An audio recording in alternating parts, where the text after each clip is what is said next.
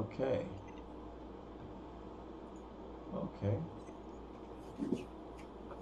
So we should be hitting live right now.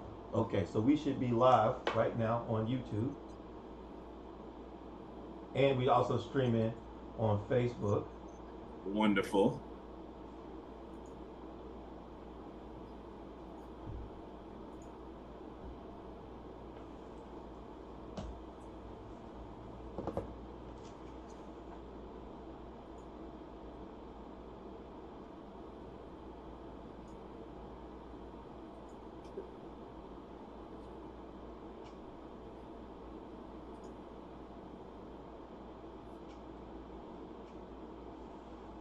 Okay. Check to see if it should be on. Okay, so yep, we are live. We are live right now on YouTube and Facebook. Hey, this is EDPN Entertainment Debate Programming Network, and we're here with my brother Jabari Osaze. Everybody may know him as the Floyd Mayweather of conscious community. I think that title goes outside of the conscious community because as he goes, the title goes with him. And we are just going to, we want to thank him for coming, spending time with us. And he's going to give us a little bit of clarity on exactly, what it is to be a Kemetic Priest. We're going to talk about, some things some questions that people brought up that, I thought, no matter how silly I might think they are, they're still questions. And I'm sure if they have that question, somebody else has that exact same question. And so instead of leading the community into confusion for those who are coming in, you can hear directly from him. He's better to explain it. And we're going to go in and welcome Jabari. You want to reintroduce yourself and tell us a little bit more about. I really want to know about the path. I saw some pictures when you were younger. You and Dr. Nika. Are you about to show pictures of me really really young? No, when I saw the pictures, I was like, oh, look at Jabari. Yeah. I think that it's helpful that you saw those. They don't always look that great, obviously, but it's helpful that you saw those because I think that there are some people who say, well, Jabari is doing something else and he's just this priest on Sonetter's platform or on the internet. And I think it's important for us to acknowledge, important for me to say to them that this is really who I am. I have been in the Kemetic community since 1990. I started my journey at a Soraset Society. I was initiated into the Shrine of Maat under the auspices of Baba Heru Ankh Ra Samad Se Pata in 1997, 1998. And established, along with Anika Daniels Osaze, my wife, I established the Shrine of Maat in 2010. So you have to recognize that I've been part of the community for a very long time. There are there's at least one person, Brother Daniel, who seems to believe that I got my priesthood because I went to Cornell. He continues to say it. Yeah. He continues to say it. Can I just simply say I got an undergraduate degree from Cornell University? They didn't give me a degree and then say, you a priest. It did not work that way. My journey to the priesthood and in the Kemetic tradition began while I was at Cornell, but it began simultaneously. I have a degree in Africana studies. There are some times that people get confused, right? Mm-hmm. Because maybe I'm confusing. I'm both a practitioner and a scholar. And there's some folks who fall in either camp. I think there are more of us than most people recognize that are in both camps. But I want to say that there's some people who are not clear that there are in some ways two camps of people, right? Mm-hmm. That greatly overlap. There are those folks who sometimes folks in the practitioner community call them Kemetophiles, right? They're folks that are enamored with Kemet. They're folks that have studied Kemet. They may not necessarily practice Kemetic spirituality. That's fine. That's fine. There are illustrious people who I respect. There are elders who assisted me on my journey. There are ancestors who put energy into me. There are peers who are in that group, and I respect them. There are also those people who are practitioners, who are attempting to, in many ways, continue this journey of reclaiming and reconstituting Kemetic spirituality. And so there are two groups of people with overlap. I happen to be in the middle of that overlap. I have, as I said, I have a degree in Africana studies. I've studied ancient Kemet and ancient Africa. I've studied African history for over 30 years. I've written a book. My book is not about Kemetic spirituality. It's a historical book. I have 2 master's degrees, one a master's of divinity, another in human service administration. I'm completing my doctoral work as we speak. I've taken 22, this year will be the 22nd trip, creator willing, to Kemet. And it'll be, I believe, my 7th or 8th trip to Ghana. So I've traveled extensively on the continent. I've led study tours. I've taken approximately 4,000 people to Africa. 4,000. I don't think there are many other people that can make that claim. Mostly with a group called the African Genesis Institute that was created by a wonderful couple, Ali and Helen Salahuddin. Ali is now an ancestor out of Philadelphia. I have been doing this for a long time. And, you know, whenever I think that I've been doing it for a short time, I take a look at the same pictures you looked at, and they look radically different. I've been doing this for a long time, and I'll say to you tonight, we'll talk to some degree about being a practitioner and a priest. I don't often talk about that on Sonnetter. I reference it, but most of what I'm doing when I'm on the internet is talking about history. Sometimes people think that I'm talking about spirituality when I talk about history. Folks will come into chat rooms and say, how come I never hear you talking about this? And the funny thing, Daniel Heru, is that some of the topics they're accusing me of not talking about, I talk about a lot. I just don't talk about it on Sonnetter, right? Right. My shrine, the Shrine of Maat, is a shrine that has events that are physical and events that are online. Our bi-weekly services are online, in public. Some of the topics that people say I don't talk about, I talk about there to practitioners. So this is part of the challenge that I have. And so one of the things that I want to do, can I do this? Let me see if I can do this really quickly. There are even sometimes people who say, well, Jabari's not a priest, right? Oh, yeah, you get a lot of that. I hear that. Now, I want to be clear, that's the absolute minority of the people that I meet. The absolute minority of the people I meet. You should know that if I were not a priest, then why would I be listed as one of New York's top 50 top spiritual leaders? That's not by the African-centered community. Let me see if I can get that image for you. That's not by the African-centered community.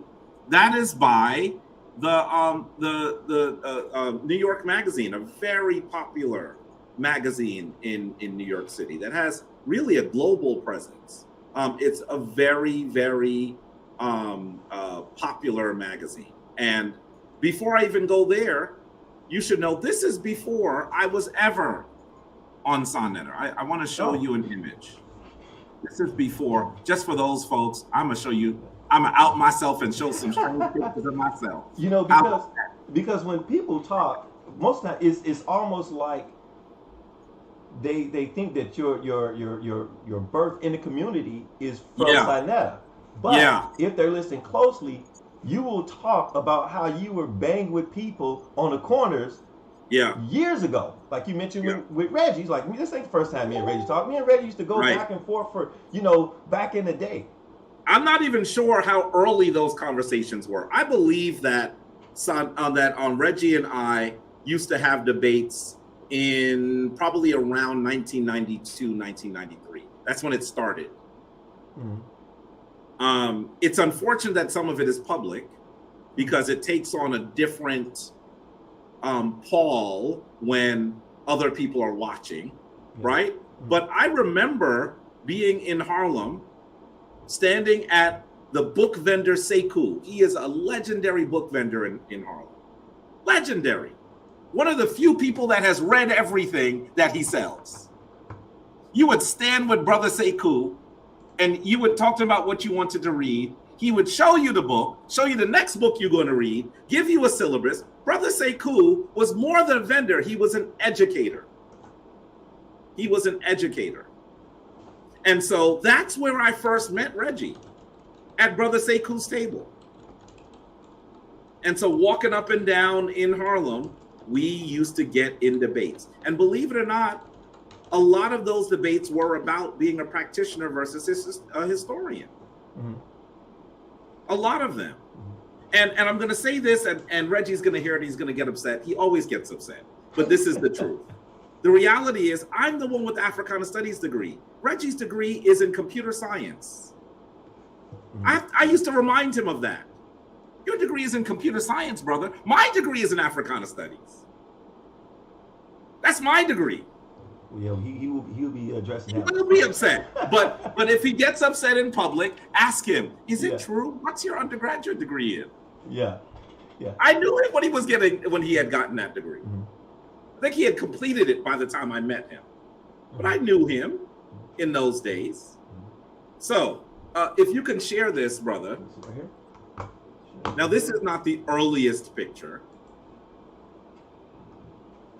You know, the Hebrews got a hold of this and made lots of fun of our strange clothing and everything. By the way, this is ceremonial clothing. We didn't walk down the street this way, right? Right. This was for an initiation called Sacred Kingman that was led by Baba Heru Ankh Ra Samaj Se Pata. I was already initiated at this time. Already initiated. Already in the practice for over 10 years. But you can see me there at the bottom. Look, I'm quite skinny. I can't imagine that I was ever that skinny. But look at me there. By the way, the brother in the back in the green on the right is now an ancestor. He's an ancestor. This was my cadre of people who came through Sacred Kingman. This is a long time ago. And if you weren't sure it was a long time ago, just look at Jabaris Neck. So I want you to understand that I've been doing this for a long time. This was before I met Sonetter. Before I met Sonetter. This is one of my trips. I'm going to show you another image here. This is one of my trips. By the way, anyone who is really seriously into history will look at this and know exactly where I am. Those people who are making their comments will never know where I'm standing. Do you understand what I'm saying? Yeah. You've traveled there dozens of times. I don't have to tell you where I'm standing. You know. This is in front of the fallen colossal statue of Ramesses II in that city known as Menefer by the ancients. Today referenced as Memphis. Yes, Memphis, Tennessee, and the other Memphises in the world are a reference to the Greek name of this sacred Kemetic city. So I want you to recognize that I've been doing this for a long time. Look at this. Sometimes people will even say, someone even said to me, what does Jabari do? Believe it or not, brother, the young sister in this image is in her 30s now and has 2 children. I'm reading the glyphs with her. I said on Sonetter many years ago that I am not the expert. Anika Daniels Osaze is the expert in our shrine. And so they've taken that to say that I do not read the metadata. Brother, I can't call it. But you can see I'm much younger, and this is a long time ago. This is probably,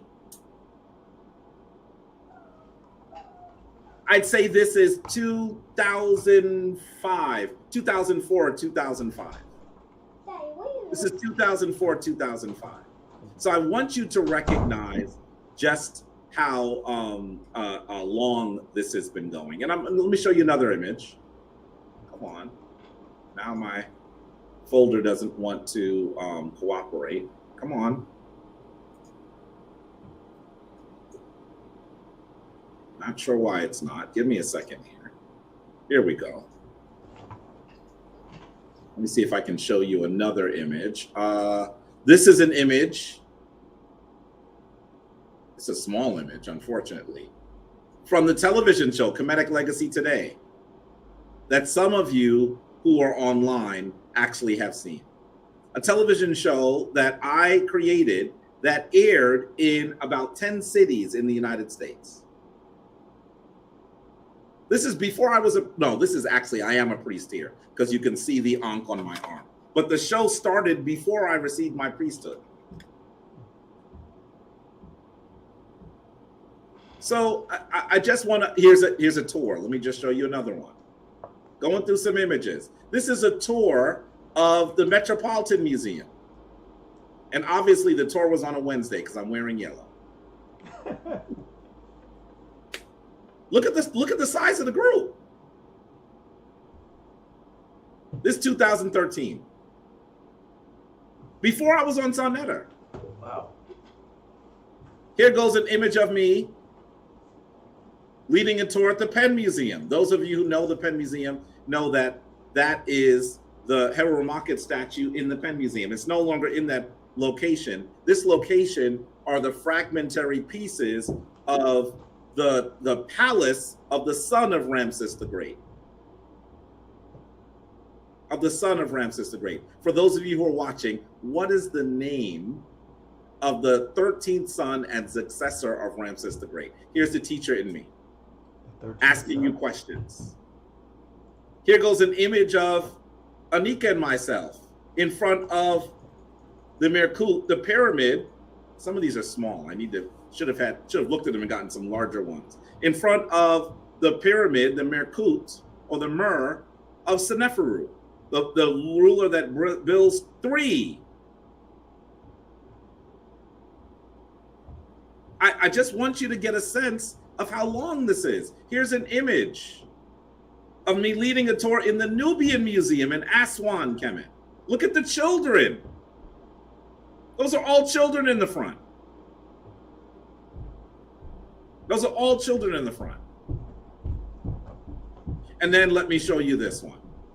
Here is an image of the article in the Daily News that describes the fact that the Shrine of Maat is now seeking initiates. That we're looking for 42 initiates to establish the bedrock of the shrine. The Shrine of Maat began in around 2010, but at that point, we did not have initiates. We did not have folks that were joining the shrine. We didn't have priests that were part of the shrine. This is an article in the Daily News, the New York Daily News. Couple gives ancient rituals a modern spin. Look at that. May 20th, 2014. Before I was on Sonetta. Now, here's something that one of the somebody in the chat, Black Excellence, said. Now, I'll be coming in and out based on just the conversations that people said about you and allegations that they made. One of the things about you reading the metadata, and we can clearly see that you're with a group reading the metadata. Now, right. So we can see it. Now, that was a claim that also the brother had made that, oh, look, he's reading metadata. And then this Black Excellence says that you were reading the glyphs in front of him out of nowhere in Vegas at the Lexar. Yes, that's true. That's true. So that's as far as in you being your ability to read the metadata, right, there is proof, evidence that you can read the metadata. Now, what I was saying, that some people say, well, I can read. They say, I can read the metadata, but then they say, well, I'm taking an introductory or a course, right? Now, that doesn't necessarily mean that you can read the metadata. No. For instance, I took 2 years of Spanish. Yeah, I know. 2 years of Spanish. I can read Spanish better than I can speak Spanish. And I will get around some of my friends who are of Mexican descent or Spanish descent, and I can say certain phrases. I can kind of understand what they're saying. That's right. But there's no way I would say I speak Spanish. Right. Right. And I definitely wouldn't go to someone of my caliber to learn Spanish. Right. So that's one of the things I found very intriguing. Very interesting that you said that, right? Of course. And I don't know why he thinks that, he's heard people say that I don't read the metadata. And I said politely to him that while I'm not the expert, I'm quite sure that I could run circles around him. Yes. Just because I've been doing it for a really long time. And so I don't need to be the expert in everything. Mm-hmm. I'm continuing my study. I'm studying the metadata every day. I'm continuing my study. But the problem that we have, one of the issues that I have that I take real great issues with, is that sometimes what people do is they make it sound like reading the metadata is the way that you should be viewed a practitioner. And let me say very clearly to you, let me stop sharing so folks could hear this even more clearly. We must understand that all of the world's spiritual traditions, all of the large modern spiritual traditions have practitioners that exist in different parts of the world. I have not heard anyone say that you cannot be a Christian unless you speak Demotic Greek. By the way, a lot of the Bible is written in Demotic Greek. I know you were going to think I was going to say Aramaic. I'm teasing them. Yeah. Yes, or Aramaic. But most of the Bible is not written in Aramaic. Sorry, it is not. I haven't heard anyone say that in order to be a Jew, you must actually be conversant in Hebrew. To have a bar mitzvah or a bat mitzvah, you have to be able to read some of the scroll or memorize some of the scroll. But this does not mean that you are, that you could stand in front of the language and teach.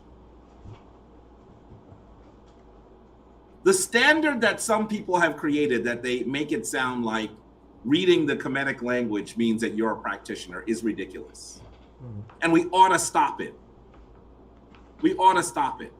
In some ways, I think that it is an underhanded ploy to shrink the numbers of people who will be practitioners. Do I think it's helpful to read the language? Absolutely. But I am not saying that you must read the language in order to be a practitioner. That is, I think, ridiculous. And that's the challenge. By the way, for all of those people who say that to me, we haven't debated, and I don't even know if I want to debate them. But I mean, do you know how easily I would clean their clock in this? San Daniel, the thing that's so funny is virtually all of the knowledge that they've received, they've read in English. For those of you who do not read, translate the language, you should know that reading the language is really a threefold process. It takes some time to translate just a paragraph. And so I want you to know that when people are speaking that way, and they have any knowledge of Kemet, they have read that in English. I'm going to challenge people on that when they say that to me again. I want you to hear it, because when you hear it on Sonnet or another platform, you'll know that you heard it here first. We have to be able to make, I want you to hear it, live. We have to also make the tradition live. So that is what we really must do. And I really hope that for many of you, you hear what I'm saying, you understand what I'm saying, you get the fact that in order for us to be able to go back to a place where our spiritual traditions are powerful, our spiritual traditions are the kinds of traditions that are attested throughout the entire world, it is going to be important for us to reach larger numbers of people. And I truly want to say to you that anyone who says that that in order to be a practitioner you must speak the language is being ridiculous. They're being ridiculous, and so we have to get past that. We really do have to get past that. One of the other things I want to show you, let's see if I even have time to show it to you. But one of the things that I see, I'm just going to the Shrine Facebook page. For those of you who are members of the Shrine, you can see that the Shrine of Maat is very active.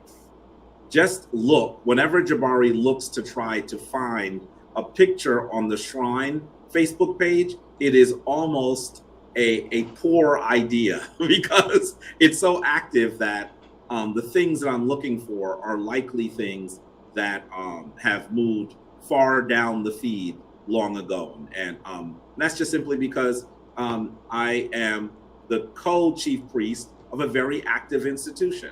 But one of the things I was going to show you is I wanted to show you images of the last wedding that I conducted.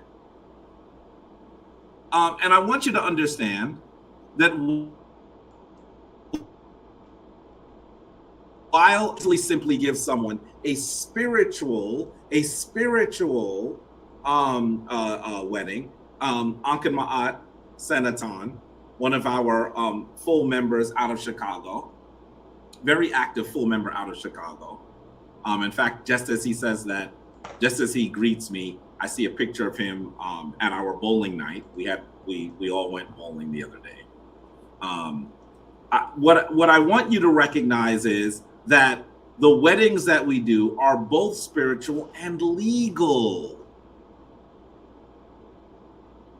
And there's a member out in Lincoln, Nebraska, Ankh Maat to St. Jason. Very active members of the Shrine. So I want you to recognize that when I say that we're doing legal weddings, that means that that I am a recognized officiant. There's St. Allen, another member. Yeah, listen, tonight you're going to see a bunch of members come out. Because the Shrine of Maat is not Jabari Osaze. The Shrine of Maat is not Anika Osaze.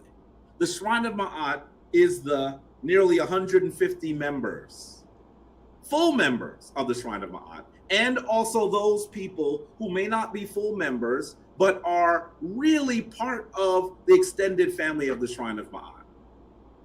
There are hundreds of people who view the Shrine of Maat as their spiritual home. And so when they say Jabari is not a real priest, they don't know what they're doing. I mean, I wish sometimes that instead of being critical, what they would do is just ask a question. Come to me and ask a question. And you can ask me tough questions. I don't have a problem having tough questions. If you're respectful, you can always ask me tough questions. But if you ask me a question, I will actually help you understand that the Shrine of Maat is a bustling institution recognized by the government of New York City and by the federal government, an institution that has priests that are legal officiants, folks that have been in the Kemetic tradition for an extremely long period of time, and this is really, really important. So those are some of the things that I think I needed to say in order to begin this conversation. I know you have questions for me, but so- there's so- at least one other thing I want to try to address up front. Oh, go ahead. We're talking about the shrine, right? Yes. We're talking about the shrine. Yes.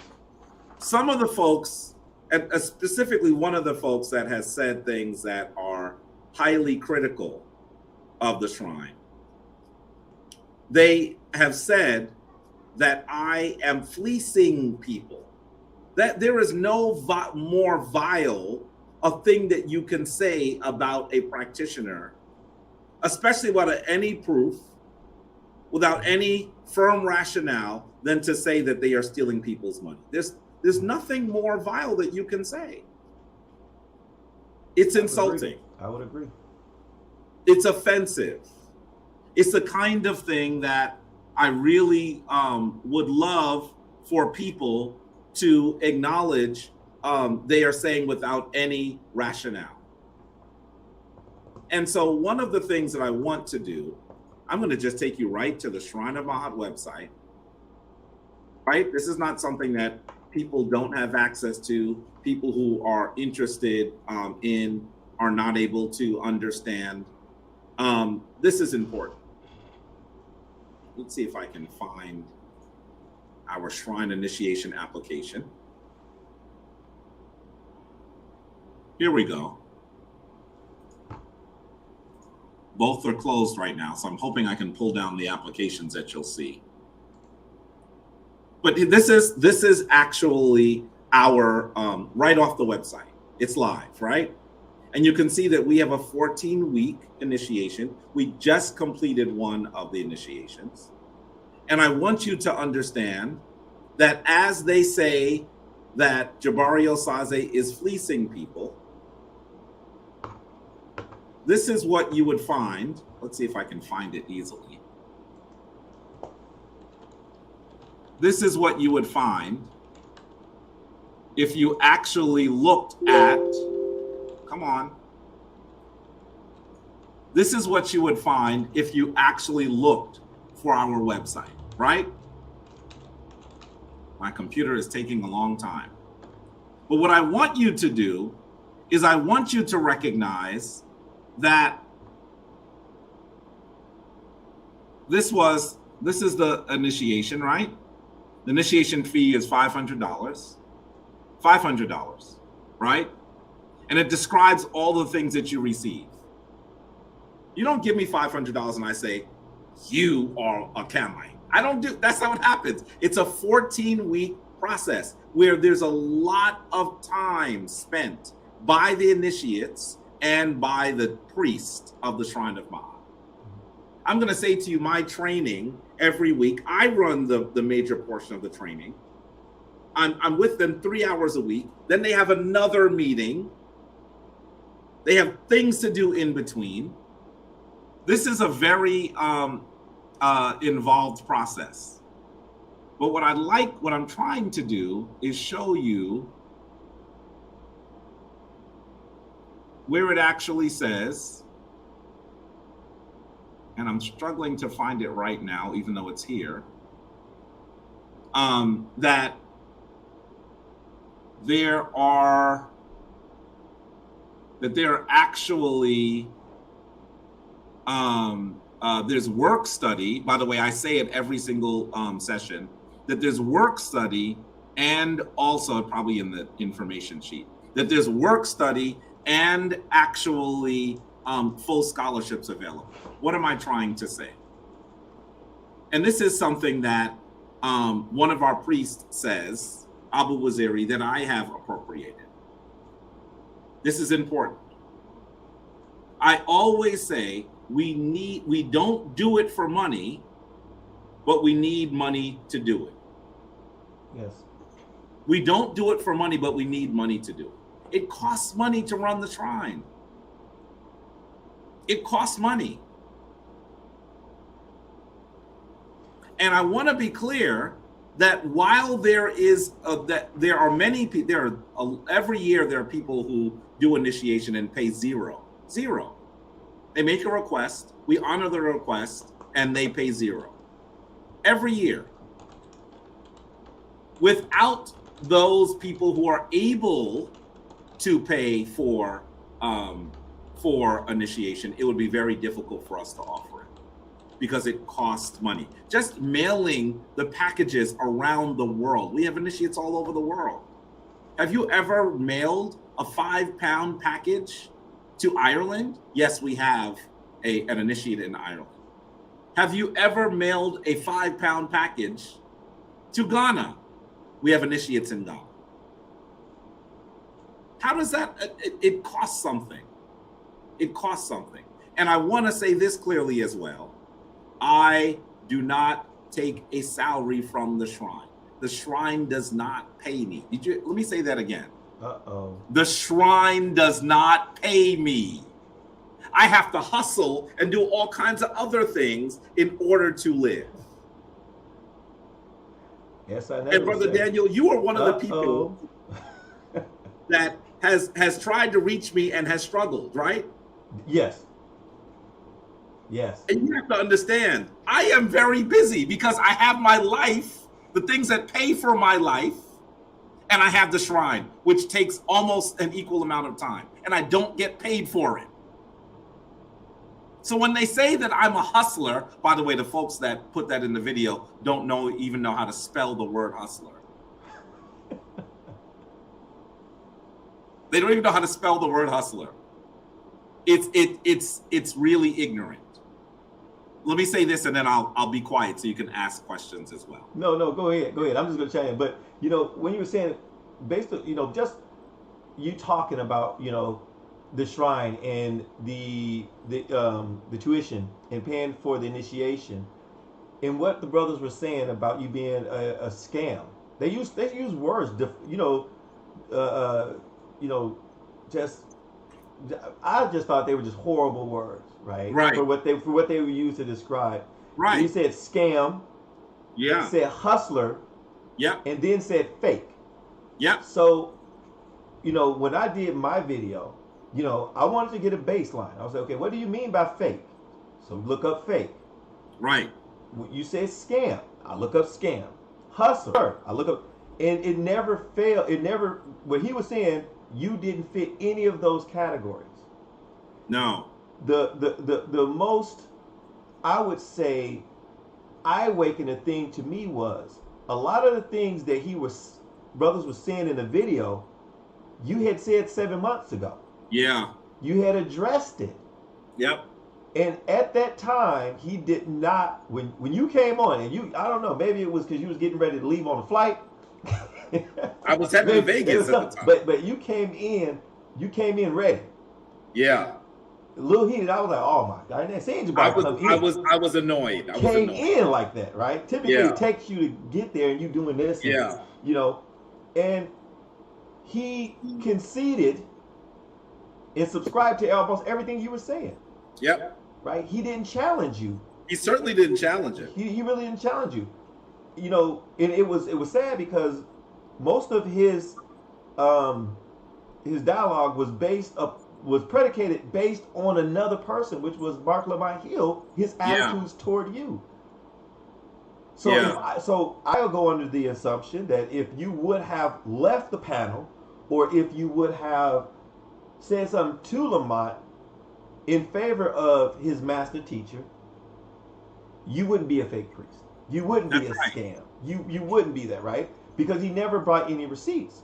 Now, when he started talking about the institution, I thought that was very interesting as well, right? I thought it was very interesting. Well, I'm gonna leave it up here. If you look up, and this is what I said, when people just jump on bandwagons, right? They go on an emotional charge into something somebody said without doing research. So I looked. Now, one of the things is, I wonder, do I have it? Do I have it? When they start talking about seminary schools, right?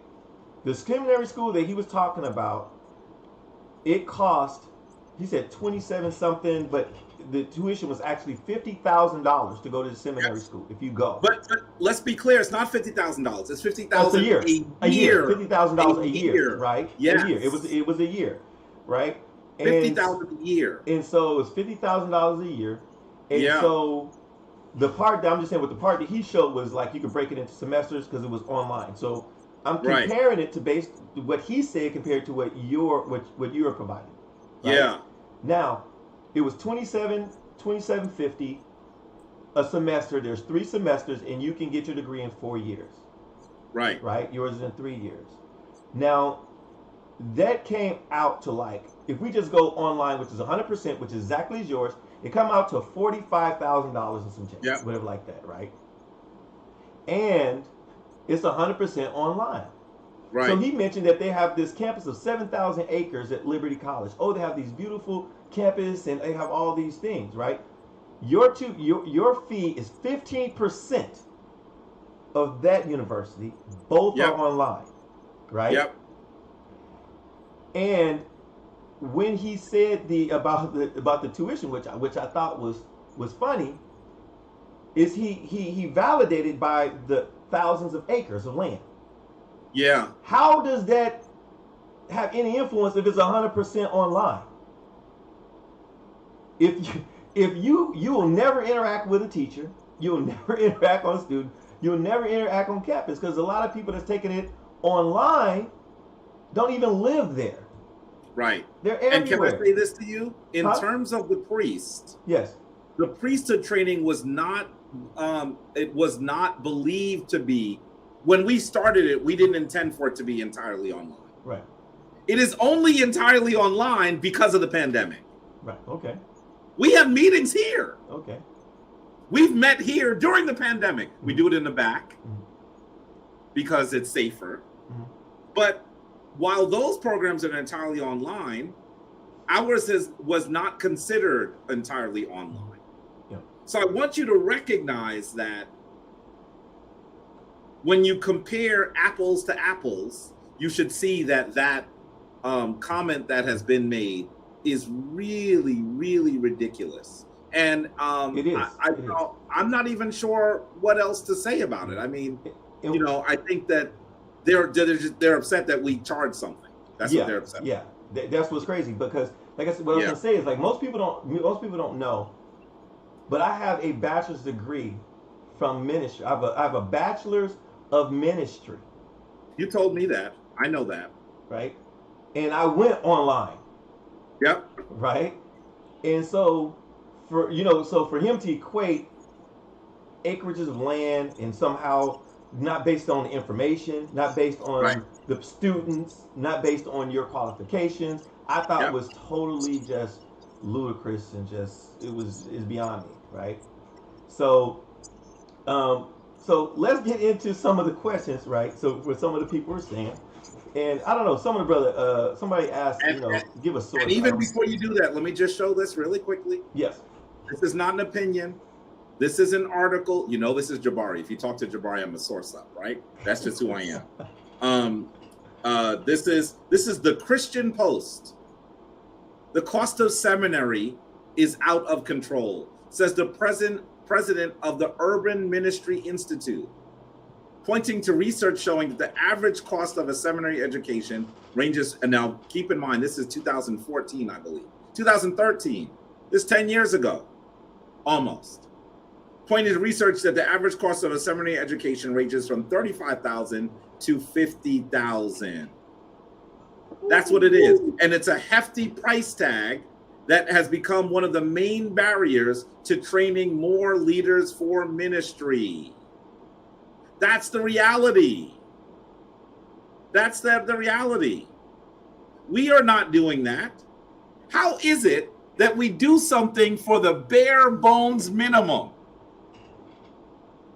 And then what ends up happening is I'm told that we're fleecing people. I mean, it's like, if they only knew how difficult it is to run the program at this cost. It means, and one of the reasons why we're able to do it, I already told you why we're able to do it. Guess why we're able to do it that way?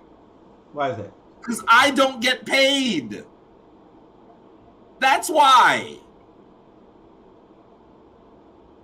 That's why. And you should, and I would say this. Listen, you should. My elder is upset with me. Baba Heru, I'm saying something that has only been said in private. Baba Heru was upset with me. He says, brother, you are not, this is not Ma'at. Ma'at is about reciprocity. Yes, How it could is. you Yes, not it is. take any payment? And you know what I say to him? I say, Baba, we want to purchase our own building. New York City is expensive. And the only way that we can even imagine that that will happen is if we hold our resources and care for them very judiciously. That's the reason. That's one of the major reasons why I don't take any income from the shrine. That's why. Now, the other thing that he did is he also, if you watch the video, he is equating, he smashes a lot of things together. He believes that every initiate pays the amount for priesthood training. That is not the case. I just showed you initiation, if you were going to pay the whole thing, is $500 for 14 weeks. For 14 weeks. That's the cost of initiation. That's not the cost of the entire of priesthood training. Let's just do something really simple. Let's say 3 hours a week times 14 weeks. By the way, anyone who's initiate knows that we do more than 14 weeks. It's really more like 16 weeks. That's 42 hours. By the way, that's intentional. Anyway, 42 hours is the amount of hours at the bare bone. That doesn't include their separate meetings called the Herbaku groups. That doesn't include that. So let's just clearly say, this is if you paid the whole thing. You're paying $12 an hour. That's the bare bones. That doesn't include the Herbaku group, which runs about 2 hours a week. That doesn't include all the counseling and all the work that we do on the side. It doesn't include the museum tour. It doesn't include the products they get, the things they get. It doesn't include their pendant. Everyone who is a full initiate of the shrine receives their pendant, which says you are an initiate of the shrine. I'm telling you that if we calculated this, we would, listen, maybe I understand why Baba Heru says that I'm crazy. But you know what this brother does, and I'm being polite by calling him a brother. He thinks that everyone that's initiated pays the amount for the priesthood. Listen to his conversation. We have 9 priests who, by the way, were also initiated. But you have to understand that the priest program is $4,500. It also has full scholarships and tuition. I'm not going to get into their financial business, but I'm going to tell you that it's rare that we get $4,500 for the program. It's rare. Well, you know, Jabari, when it comes to I'm gonna say professionals or people who have secondary education, then you have post education, right? And even just in the business world, what they tell you is that most people, you don't want to get paid for what you do. You want to get paid for what you know. Right. People you call these high value people, where men or women get paid for their time. Their time is valuable for what they spent in. Case in point, when, like you said, there was times when I was trying to get a hold of you, and I was like, well, maybe Jabari just don't want to talk to me. Right? I have to check. I got to check the Facebook and YouTube streams to see if I say anything. But I understand that you're busy, and you may not always have time to get back, but you have to prioritize things. Just like with other people I know, other men and women I know, who are really busy. Their plate is really full, and most of them like to work like that. But if you're asking them for their services, it costs money. Yeah. Right? There was... And the reality is, there are a lot of people who are upset with me because I don't communicate with... I don't get back to them enough. Mm-hmm. There are a lot of people. It's one of the things that people say is one of the issues that I have. And the reality is, I need an assistant. Yeah, that would definitely be... But here's the other thing. There are people who are close to me that say, Jabari, go to your shrine and say, I need an assistant. It is not paid. And you know why I haven't done that, Brother Daniel? because I don't want ever anyone to feel that I am taking advantage of them. Mm. So what ends up happening is I end up struggling with a schedule that is absolutely ridiculous. And anyone in the shrine, people I'm very close to, that I love dearly, will tell you it is not easy to get the Hemnetter and Tepi. That's just the reality. It's hard to get me. Why? Because the shrine is my charge. I was given this charge by my elder. And I take it very seriously. And it means that I try to do it at the highest possible manner, in a way that is in balance with the order of Ma'at, that has a level of integrity, a level of rigor, and assist people in accessing their own divinity. That's what we try to do. But it also means that Jabari will spend as much time on the shrine as I do trying to eat. Mm-hmm.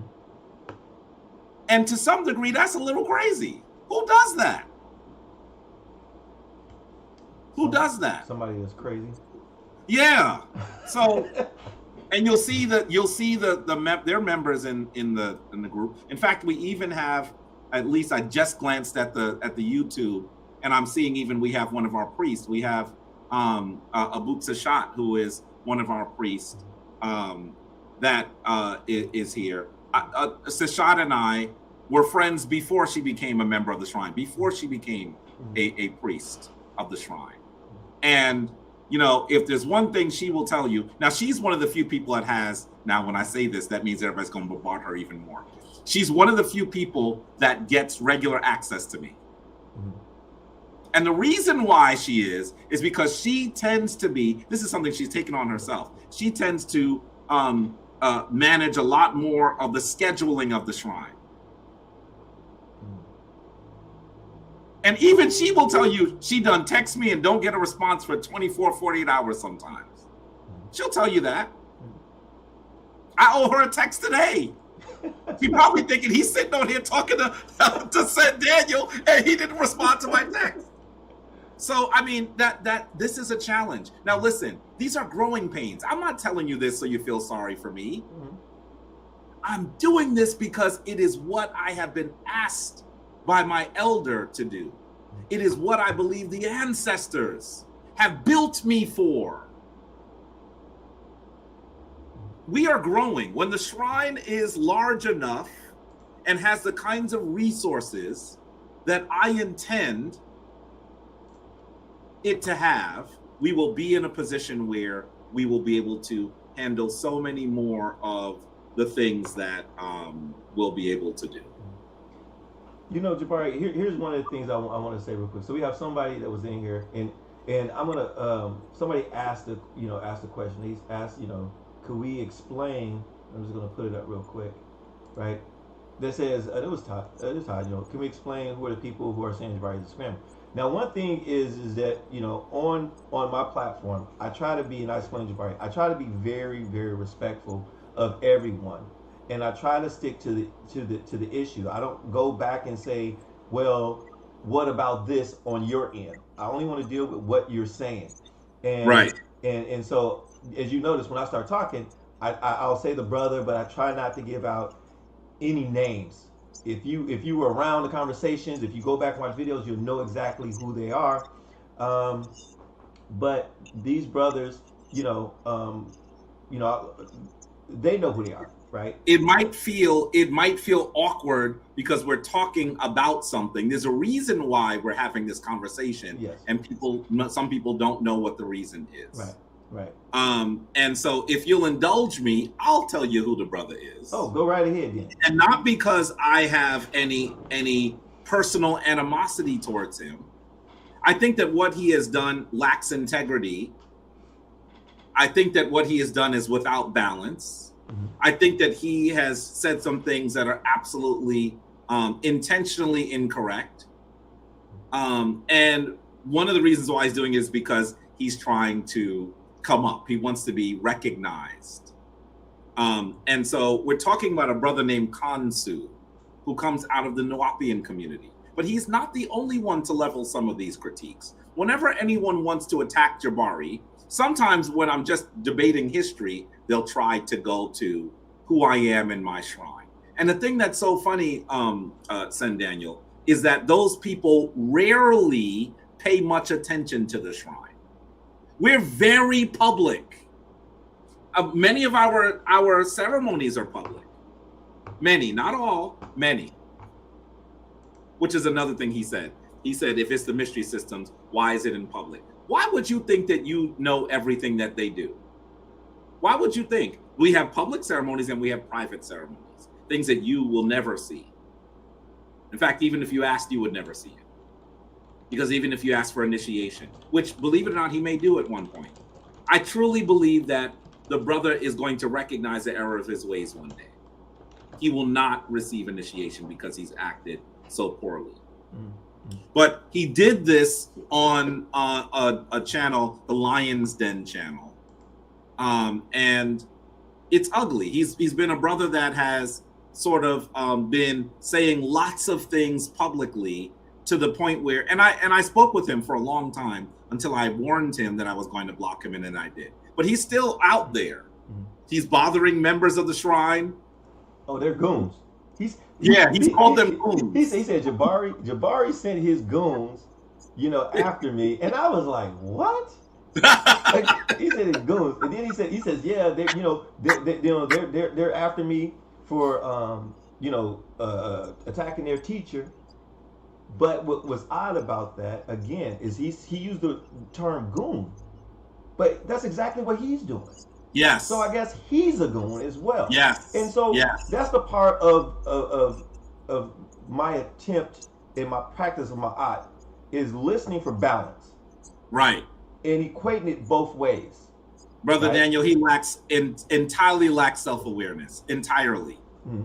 He will often critique you about something that is just, you can just look at him for a second and then he gets embarrassed. Yeah. Routinely. Yeah. Have he sent you the video yet? Sent me what video? The video. The $10,000 bounty video by Mark Lamont Hill of no, of course not. He don't have the video. Please, there's 6 of them. Please, none of them are what is what. There's 6 infinity stones out there. Yeah, right. Listen, he's not able to do what he's saying he's going to do. But he did say that I sent goons. By the way, I never asked anyone to say anything to him. You know the reason why some of the Shrine members confronted him? Because he was on our page, in our meetings, insulting people. So they confronted him. What are you doing? No one saw me disagree with him on Sonnetter and went after him. Yeah. That's not how we roll. Mm-hmm. That is not how we roll. Yeah. And he said that, first of all, y'all running from him. And he says, Jabari seen me with Mark Lamont Hill, and he gave his credentials, and then Jabari jumped on, and I did both of these brothers. No one wants to debate me. Now, I have timestamps, so I could play them, but I just feel like you just go to the other videos I did. But if anybody wants to see it, I have no problem pulling them up. But if you look at the video, he was struggling with Nepal. Yeah. He was really struggling with Nepal. And then, as I keep saying, you say Candyman 3 times, you say it enough, eventually Candyman pops up. And that's when you popped up, and you were first. Mark came after you. Almost an hour after you was on the show. Or 45 minutes after you was on the show. He was badly beaten around the face and head intellectually. Yeah. It was, listen, it didn't look good. None of it looked good. No. None of it looked good. No. It was all very bad. No. But the funny thing is, while he was losing badly, if you look at him, he is enjoying it. And you might say, why is he enjoying it? Because ultimately, what he's doing is he's trying to make a name for himself. And so sitting in a room with Jabari Osaze, with Sonnetter, and with Mark Lamont Hill was the moment of his life. And even in the video where he's slandering me, he says, look at the people, I was holding them on my own, because he's, in actuality, while he will never admit it, there's a perverse sense of admiration that exists. Yeah.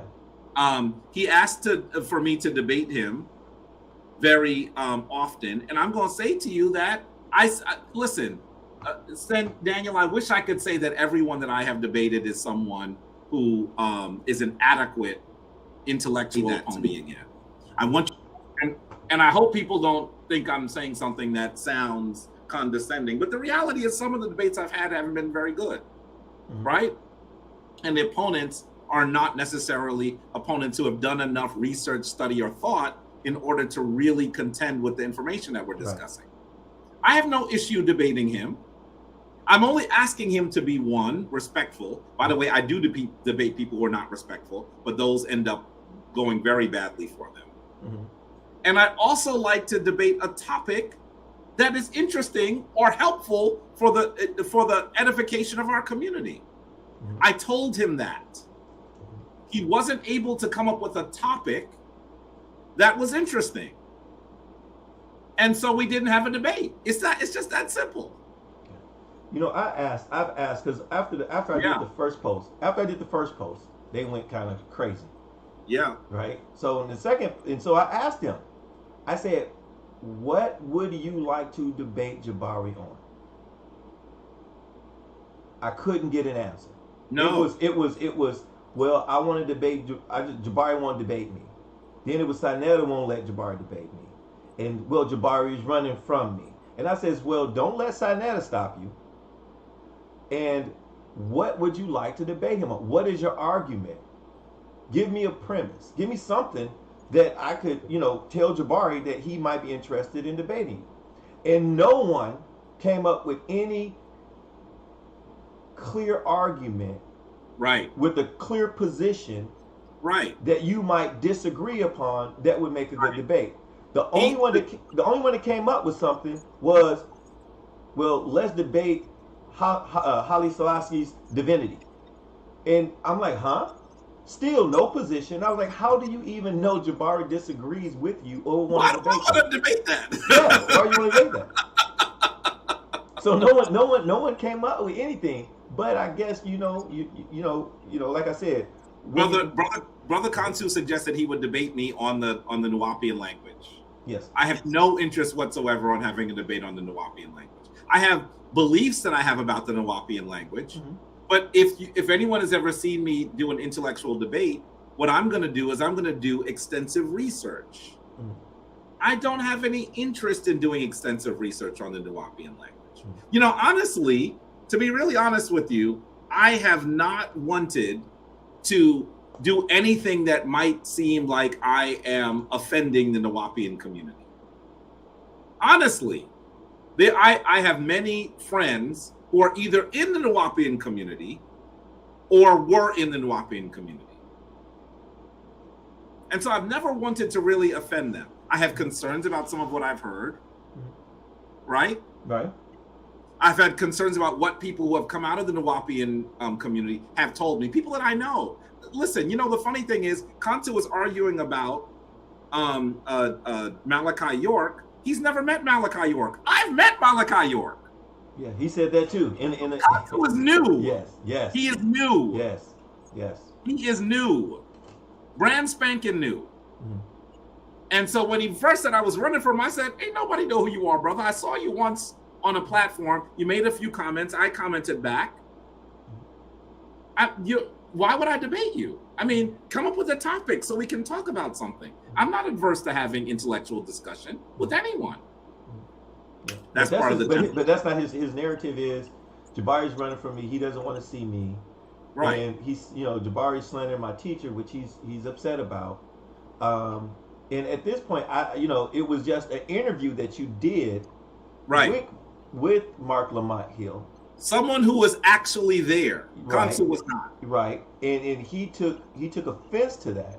Right. And when you asked him about that, and he was like, well, he made it sound like you and him talked often, and you told him, hey, listen, if you wanted to talk to me, you could have called Sinetta, you could have got my number, and we could have talked. But he didn't choose to do it. He chose to go the slander route. And so it just showed during that whole video that, the things that he was saying had no credibility. It was purely emotional. It was emotionally charged. It seems it's like, as one of the brothers, I think Morpheus called him a Johnny Come Lately in the Nubian Yeah. community. And as far as the Nubian community, my thought was, this is my own personal thought, was that Prince York and Polite, I thought, was the biggest thing that came out as far as in on the scene that came out of that community, right? And Prince York is better to defend his father than I think Kansu is. Prince York did a very poor job. Well, I wanted to have a build with Prince York. It did not go that way. But if you look at that discussion, it went very poorly. But he did better than Kansu, is my point. Possibly. That's possibly true. He did better than Kansu did. That's possibly true. Yeah, but I just saw that the things that he was saying, it was poorly constructed as far as in his argument towards you. Yeah, sure. Now I want to get into some of the questions that these brothers, and I'm gonna start with. I'm gonna call out names because it's public, because they were on Facebook. Right. So here's a couple. JJ 7000 Lions Den. Oh, and this was done on Lions Den, and like I said, I mean, he that was a bad representation, I thought, on Lions Den, right? So, and JJ 7000 continually says that I'm running for him, even though I have had at least 3 to 5 conversations on his platform. None of them have been less than 2 hours. None of them. I think that one of them was about 5 hours. If you listen to it, I said, now, I have talked to you now for 5 hours. I have other stuff to do. Yeah. So he knows that I'm not running. He says that because he thinks that's a way to goad me back. JJ just needs to know, if he asked me to come back and said, I want you to talk about this, I would come back. You know what I mean? What I did tell him the other day is, if he's going to allow people to slander myself and to speak ill of the shrine on his platform, maybe I won't come back. Right. So that's the reality. Right. JJ has a question. He got actually 3 questions you can address. He says, he wants to know, what kind of priest are you? That's a really good question. And I want to say that there were a number of different types of priests in ancient Kemet. Now, the funny thing is, when they ask these questions, they ought to know, if they've listened to me, that I've researched this and know more about it than they do. It's like they ask a question at a 3rd grade level and they're talking to someone who was on a collegiate level, right? So there are a large number of priests. In the modern world, most Kemetic priests are generalists. Why? We don't have the luxury of living in and operating in a large temple. There are very few of us. And so what has happened is we learn how to do purification. We can be Wab priest. We're able to do much of the speaking and ceremony that the lector priests would lead. Obviously, because we're so small and we have to manage small budgets, we're also those administrative priests. One of the things that the Kemetic tradition has brought forward is also health and wellness. You can actually see the Kemetic tradition has helped possibly now millions of people with health and wellness. So we've even played the roles of those priests that were the doctor priest. But I am a high priest. I run a shrine, and there are priests who are actually under my instruction. They're priests of their own that actually are part of the Shrine of Maat. I'm a high priest. That's why my title is Hem Netter En Tepi. By the way, that's the ancient title. I didn't make it up. Hem Netter En Tepi. That means the first divine servant. By the way, that does not mean that I am more divine than the priest that I am training. It does not mean that I'm more divine than the initiates that are part of the shrine. It means that I have a greater responsibility to them. And they should expect that I have been cultivating myself long enough that I can assist them on their journey. That is what it means to be a Hem Netter En Tepi. That's what it means. He also wants to ask, so you're a high priest, and so he wants to know, what are your specific duties, and can you go into, because I want to know, you already answered. He says where is this temple? But you say we don't have one. So can you also speak upon, do you need a temple in order to be a priest? Well, we essentially what we have done. The Shrine of Maat is based in Harlem, right? My wife and I own a brownstone. And for those of you who are not in the Harlem community, you should know that New York City is a very dense place. I live on the island of Manhattan. Harlem is part of Manhattan. Some people who don't know New York City say, Harlem's part of Manhattan? Yes, Harlem is part of Manhattan. I could walk to the Empire State Building. It'd be a long walk, but I've done it before, right? And not cross a bridge. I'm on the same landmass, right? That means that everything is very high, very tall. So our brownstone has 4 floors and a cellar. The shrine has a separate entrance on the ground level. That area is the shrine. I don't live there. I don't live on that level. For those people who have been to the shrine, they know that if they're there too long, sometimes what used to happen when we were still meeting is I would leave them. We would retire upstairs. So you have to understand that while I'm saying we need a building, I'm talking about an entire building. So a place that is large enough to really support the work that we do. So in that sense, we do have a building. In that sense, we have a footprint. And I'm going to tell you, the shrine could go and rent space, but I think that'd be hustling backwards. We need to gather our resources so we can get a large enough building that we control. And so instead of going and spending money every week, several times a week to rent, we would rather use the space that we control. Because you also have to know that when you're talking about being a practitioner of Kemetic spirituality, of African spirituality, there are also going to be instances where you're in a space that you've rented and they treat you poorly because they're uncomfortable with the ancient African traditions. Ask my priest if they don't know what that's like. We had a ceremony, we rented a part of a restaurant, and the restaurant owner didn't really understand that's what we were going to be doing, because we actually rented it with a gallery owner. The gallery was not ready. The gallery owner said, go to the restaurant. Convoluted story. He started breaking his own restaurant, Sen Daniel. He was literally destroying his own restaurant because he was so infuriated when he saw us.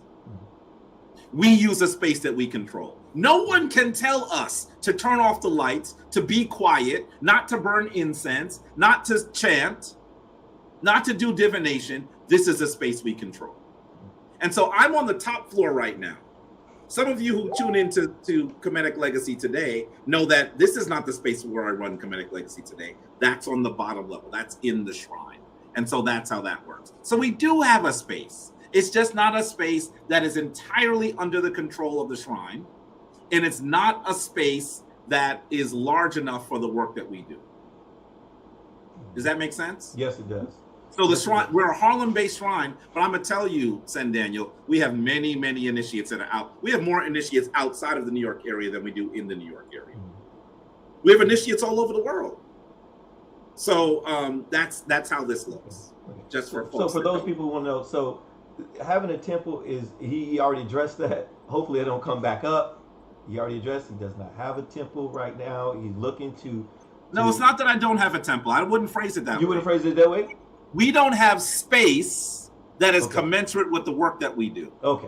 The shrine that we're in is a very small space.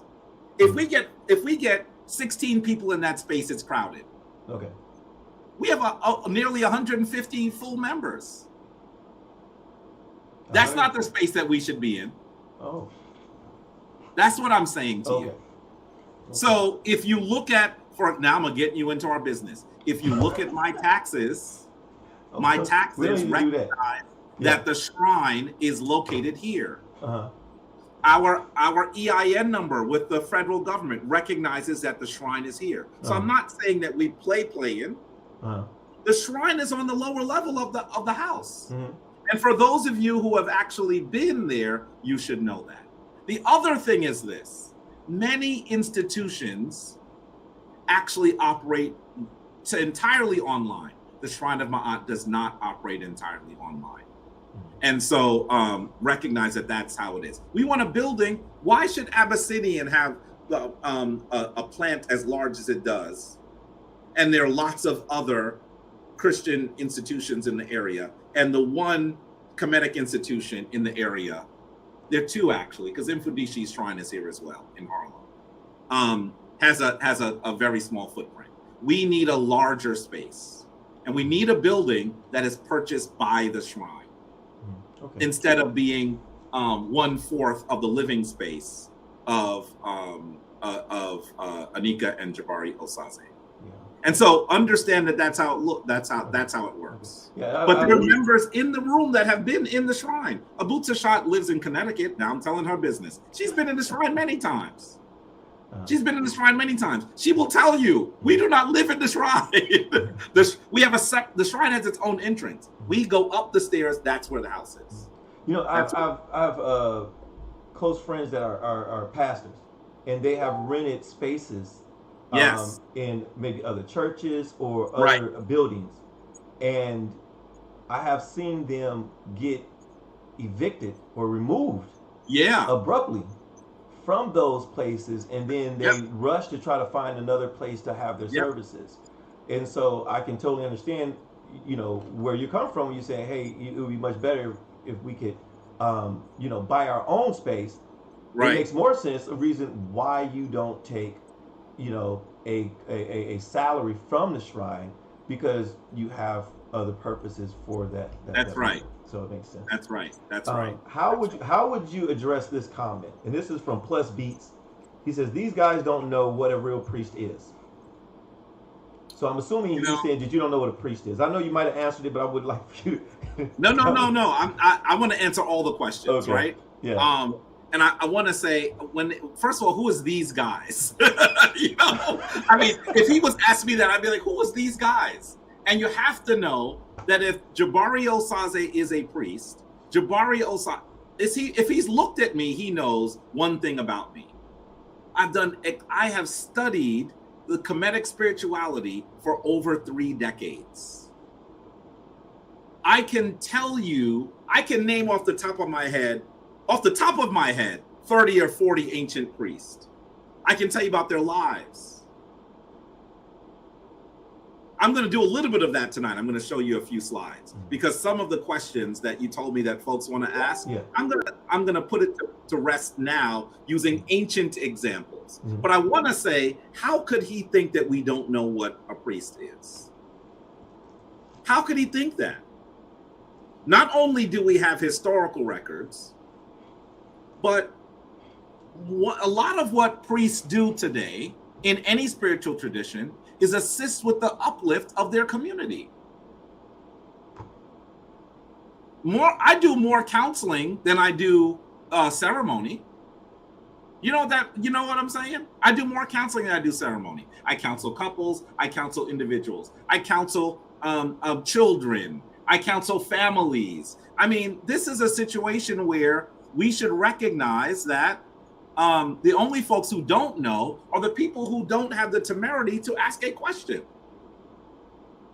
We've studied the priesthood.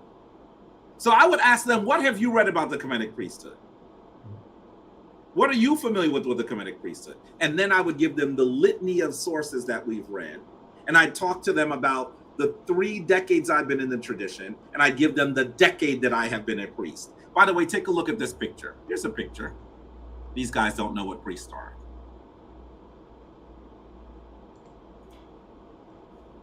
I want you to see, this is the last wedding that I did.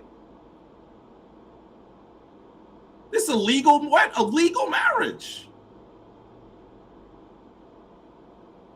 This couple is now together, and I was honored to be able to assist them in uniting. I think that people think that what I do is debates on Sonnetter. That's what they think. Pretty much. That's what they think. So, it's frustrating.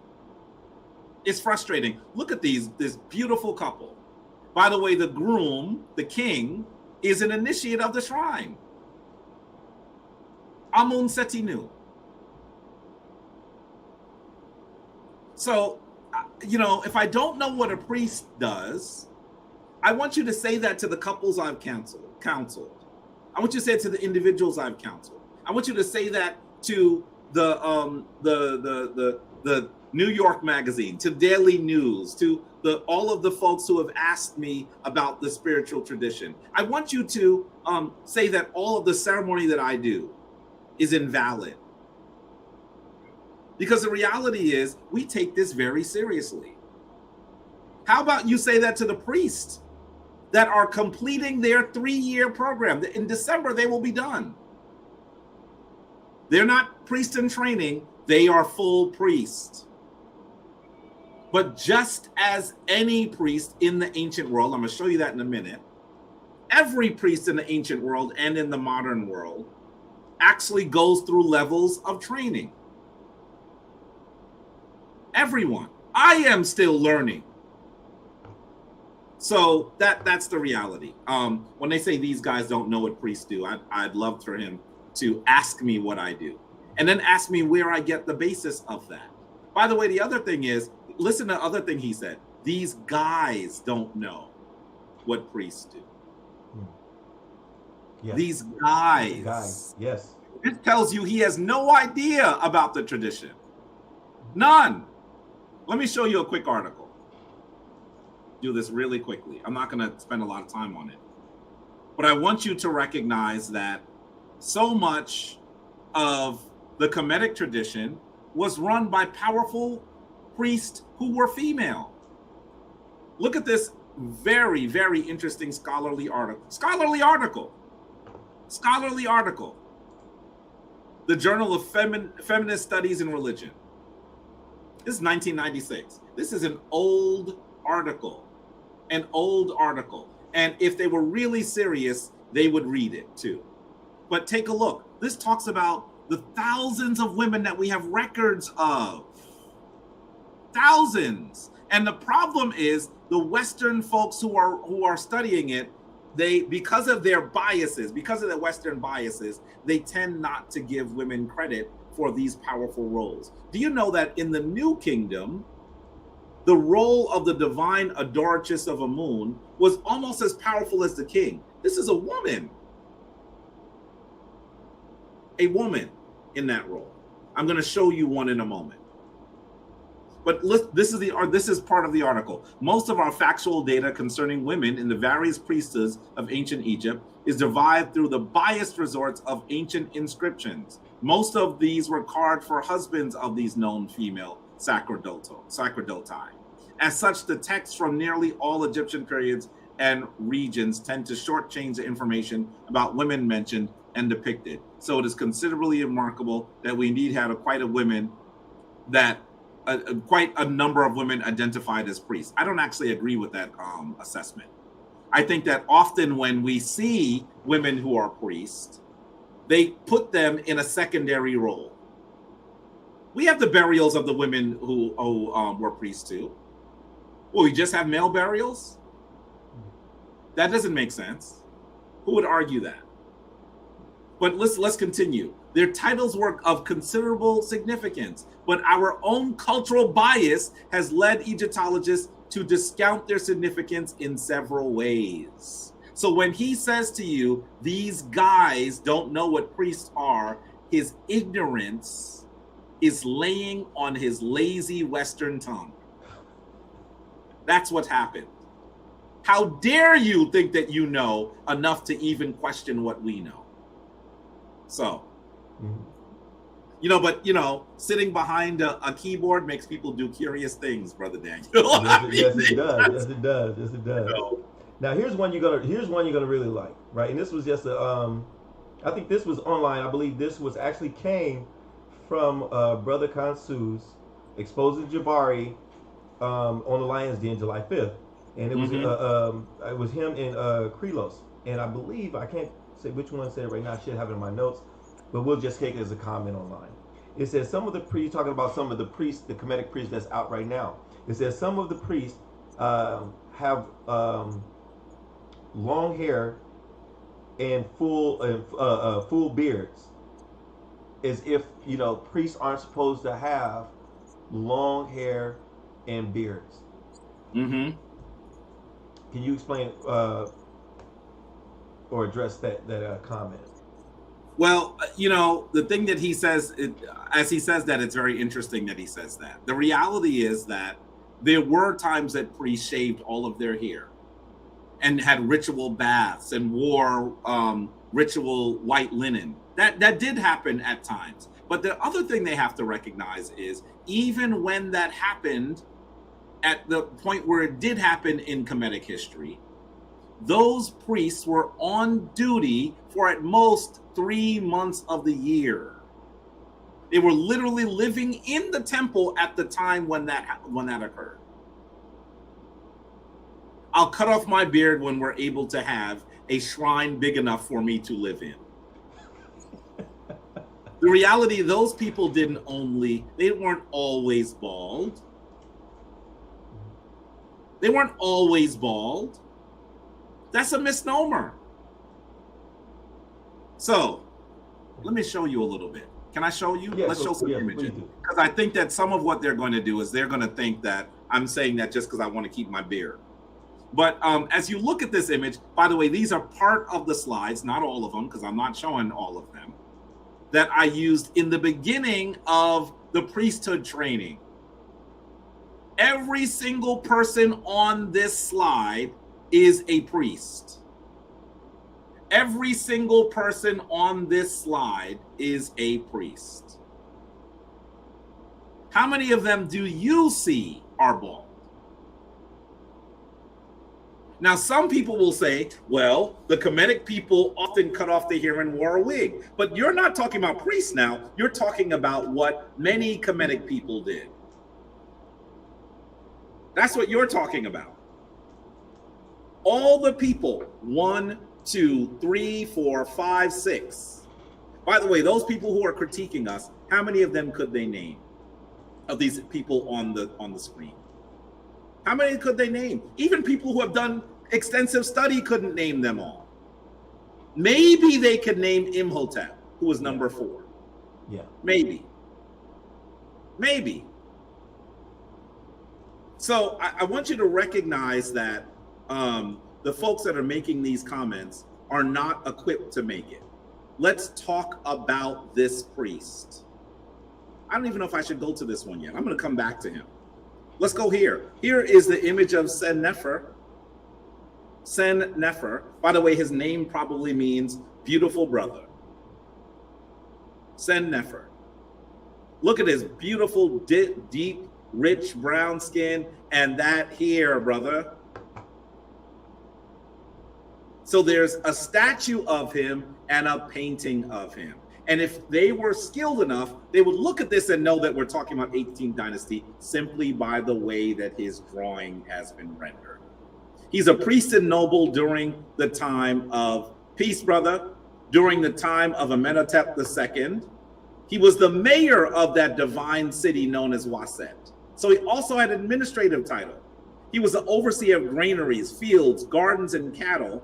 And he's famous for a layout of a major garden that is in his tomb. This is probably a garden that he created for the people of Kemet. And we even know that he was married. His wife's name was Sentne. And we know that Mut-Nefert and Mut-Tui were his daughters. Look at the image of the garden that he created. Look how intricate that is. Look at all of the greenery. You got to remember, these people live in the desert, right? So it's pretty impressive, right? Yes, definitely. I mean, just think about this. We have the stories, the lives of priests. We have their stories. We've studied them for many years. This is one that I really would love to talk to you about. This goes to those folks that when they hear priests, they think of men. I'm going to tell you that this woman, Amenertis I, was one of the most powerful people in all of Kemetic history. She is a Cushitic woman who comes into Kemet before her brothers bring their armies into Kemet. She's already there as the divine adoratress of Amun. very high title during the 25th dynasty, the Cushitic dynasty of ancient Kemet. She's there from about 714 to 700 BCE, which means that she plays this powerful role for 14 years. She's the daughter of the king Kashta and the queen Pajma. She's the sister of Shabaka and Pa. By the way, those of you may have heard the name Pianki. Today, historians render his name Pa. She plays a very important role. And though she's a woman from Kush, she is not buried in Kush. She is buried in Kemet. And that's how important she is to the land. So these are just two of the priests. We've studied what they've done. We know their stories. We know their practices. I'm going to save the other one for a moment. I'm going to hold that one in abeyance. Hold it. So they can understand that I'm not saying this simply because it's what I believe. It's what we've studied. We are reconstructionists. We are trying to reconstruct the Kemetic spiritual system. So, and you know, one thing that you mentioned about the different priests is that just based on my studies of the priesthood, some priests did I would say some of the labor work. They were, you know, gardeners. They were doing the music, but they were all priests. There was definitely levels to the priesthood until you get to the high priest. And then, as you said, some of them only worked in the temple a certain amount of time, and that's when they shaved. But a lot of them did have hair or beard. Yeah. You know. Yeah. So another one is this one right here. And this is the big one, because this is what they all, you know, this was the one that they thought they had you on, right? Yep. They thought they had you on this one. Now this is coming from JJ 7000, and it's also coming from Kansu, and it's also coming from Krelos, and it's also coming from Zion. Yep. They say it takes 5. Well, it takes 40 years to become a priest. Kansu said 5 to 40 years to become a priest. You can't become a priest in 3 years. And Jabari's initiation is 3 years.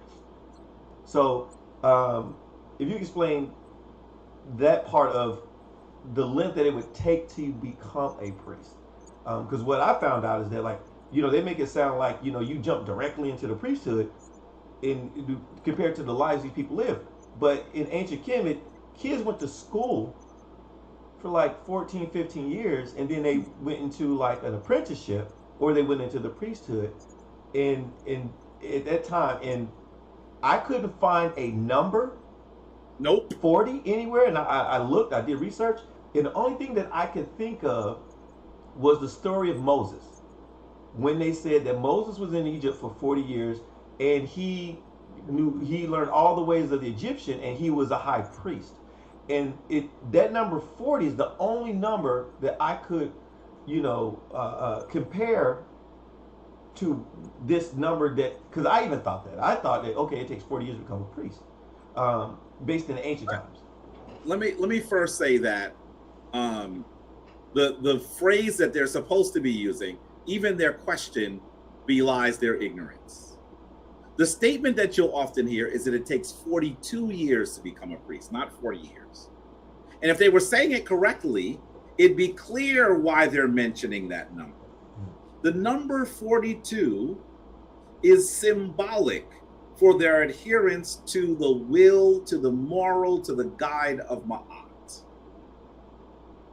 So when you say it takes 42 years to become a priest, you're really talking about their connection to the tradition. It's symbolic. It's not a literal 42 years, right? Now, it does seem to take a long time to become the highest level priest, for the most part. For the most part. But I would love for them, when they say it takes 42 years, I would love for, sometimes what you should just say is, what's your source? What's your source? Because when they start stuttering, and you say, are you telling me that you don't have a source? The same way that brother Mark Lamont Hill was manhandling politely. He was like, you have a video? Show it to me. And he started by saying, show it to me. Yeah. And then he would say something else. He would say, let's not get sidetracked. Where's the video you said you had? Yeah. You're like, okay, I don't know if I'll be able to find it. I'll give you time. I'll wait. And then he would go something else. He'd say, he would answer the question. He would say, but I really don't want us to get sidetracked. Where's your video? Just give us the name. You don't have to have the video. Give us the name so we can research it. By the way, after all that time, he never answered. Why? Because he doesn't have a video. The best he has is someone else saying something else. Mm-hmm. That's what he has. Mm-hmm. That's what he has. Yeah. So, you know, the foolishness is just abound here. I mean, it's just everywhere. But let's start by showing you this.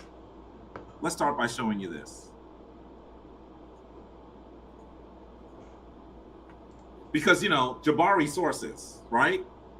This is Kansu. And if they really were being serious, here's a scholarly article from the Journal of Near Eastern Studies from 1993, describing the career of the Egyptian high priest Baku Khans. Do some research before you come up into this game, folks. Because you have to understand, we don't play. We take this very seriously. This is the tradition of our African ancestors who have been much maligned, whose names have virtually been erased from history, whose accomplishments have been stolen, whose legendary accomplishments have been rendered false. We take this very seriously. So if you want to know more about how long it takes to be a priest, here is one of the sources. I'm going to show you my source, at least one of them. You know, I'm not going to show everything. But here's one of the sources, the career of Baku Khans, and it's from the journal. Let me even show you the source here. Look, the Journal of Near Eastern Studies, volume 52, from 1993, pages 221 to 225. Okay? So this is not just me telling you about this. This is the article that describes it. And here is the block statue of Bakan Khans. Right? Obviously, we would call him Bakan Kansu. Right? So, he joined the Priesthood of Amun in Waset, the city that the Greeks called Thebes, that the Arabs called Luxor. And he joins it because his father was already a priest. After he joins, his father actually becomes elevated to the second prophet of Amun, which is a very high title. But when he joins, immediately he's a priest. They don't say you're studying to be a priest. He's a priest. Does that mean that he still has to do more work? Yes. Yes. So for 4 years, he serves as a Wab priest, a purification priest. That's what he does. Then he's promoted to the rank of prophet after 12 to the rank of prophet. Then after 12 years, he becomes the third prophet of Amun. This is the third highest ranking priest in the highest level priesthood of the period. By the way, you should know that the word for priesthood, there are several words, but the one that we will use here is the wenwet. Wenwet, right? Even in the Shrine of Maat, we call the priesthood the wenwet. And I'm going to tell you, my elder is so upset that I continue to use the word priest. He's like, you know, other people have maligned that word. I would rather say Hemneter and Tepi or wenwet. But I'm going to tell you, most people won't know what I'm talking about. So I want to give you those phrases so you understand what I'm talking about. Let's continue. He was then promoted to the second prophet of Amun, then the first prophet of Amun. And that means that he was the high priest of all of the temple of Amun. And he played that role for 27 years. When he dies in the last year of the reign of Ramses II, he is 90 years old. And then he is succeeded by his brother. His brother's name is Roma Roy. That's the name that they have written. I don't like that name. but that's the name that they usually give for his brother. So I want you to see the career of this priest, right? He goes through several levels of knowledge and elevation. So if he's going to say, you can't be a priest, I mean, based on what? In the ancient world, we see these priests going through many levels of initiation. I'm going to say to you that he was in the tradition for a very long period of time. We're talking about 47 years for him to be in the priesthood. But you have to understand that at the very least, if he took 4 years and then 12 years, they're saying that he became the highest level priest in 16 years. That's what they're saying. Where do they get the 42 from? It's symbolic. Yeah, I was wondering the same thing. Maybe somebody has a source in one of the chats. So I have a source. I have a source for it. I'm just not giving it to them. Oh, of where they got the 42 years from? Yeah, I have a source. Come on now, you know I have the source. They don't have the source. I know where they got it from. I know precisely where they. Now, see, they didn't get it from the source. They got it from someone who read the source. Okay. So I want them to put up, or as accompanies that statement, shut up. Because the reality is they are not equipped to engage in this conversation. Hmm. And I hope they recognize, you could disagree with Jabari. You might not even like me. But the reality is, if you've watched me, you have to know that I've done the research. Why would you assume I haven't done the research? If you've watched me for just a few interactions, you have to know that I've done this research. So I want them to recognize that their idea that it takes 42 years is symbolic, and that they ought to do a bit more study before they decide they're going to try to come and debate anyone on this topic, because they would get absolutely slaughtered.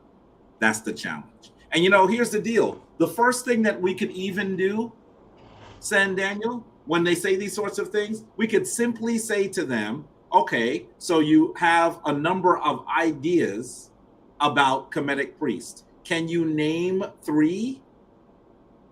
Can you name 3? And I guarantee you, none of the people who are saying this can name 3 priests. Now, I bet you they're going to see this video and try to come up with names of some of them. And they're probably going to get those names wrong too. Because this is not something that you do for a debate. This is something you study for many years. And so that's the challenge that I issue to them. I've taken this so seriously that I've gone almost on a personal journey to look for the images of priests in temples, in shrines, in tombs, in museums all over the world. I could tell you where the images of the Kemetic Priest in the Metropolitan Museum, the Brooklyn Museum, the Penn Museum, the Walters Museum in Baltimore, the Boston Museum of Fine Art, the Egyptian Museum in Cairo. I've studied this.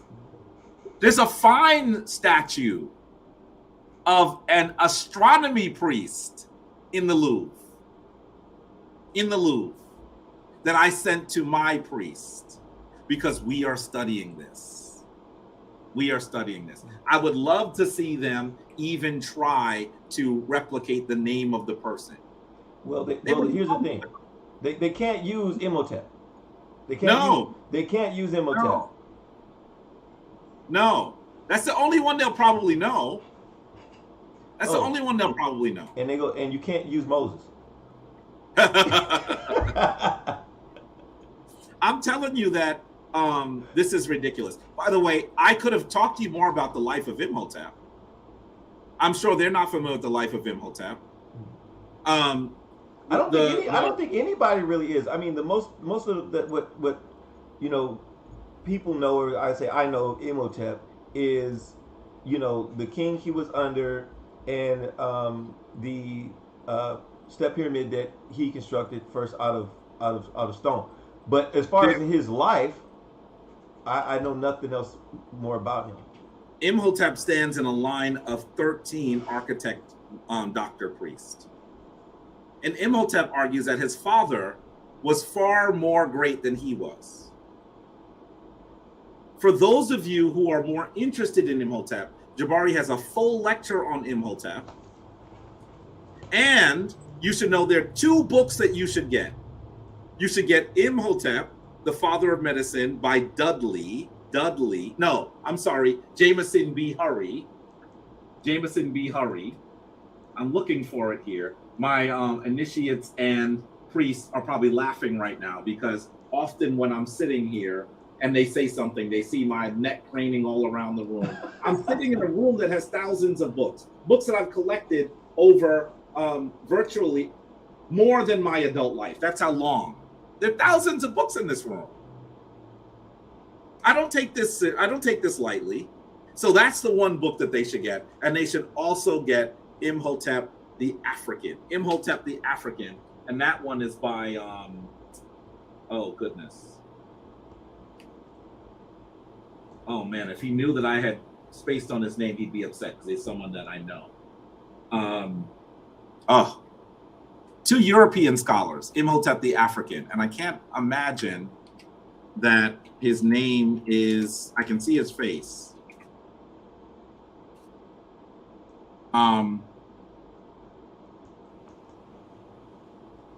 By what is it? By Beauval?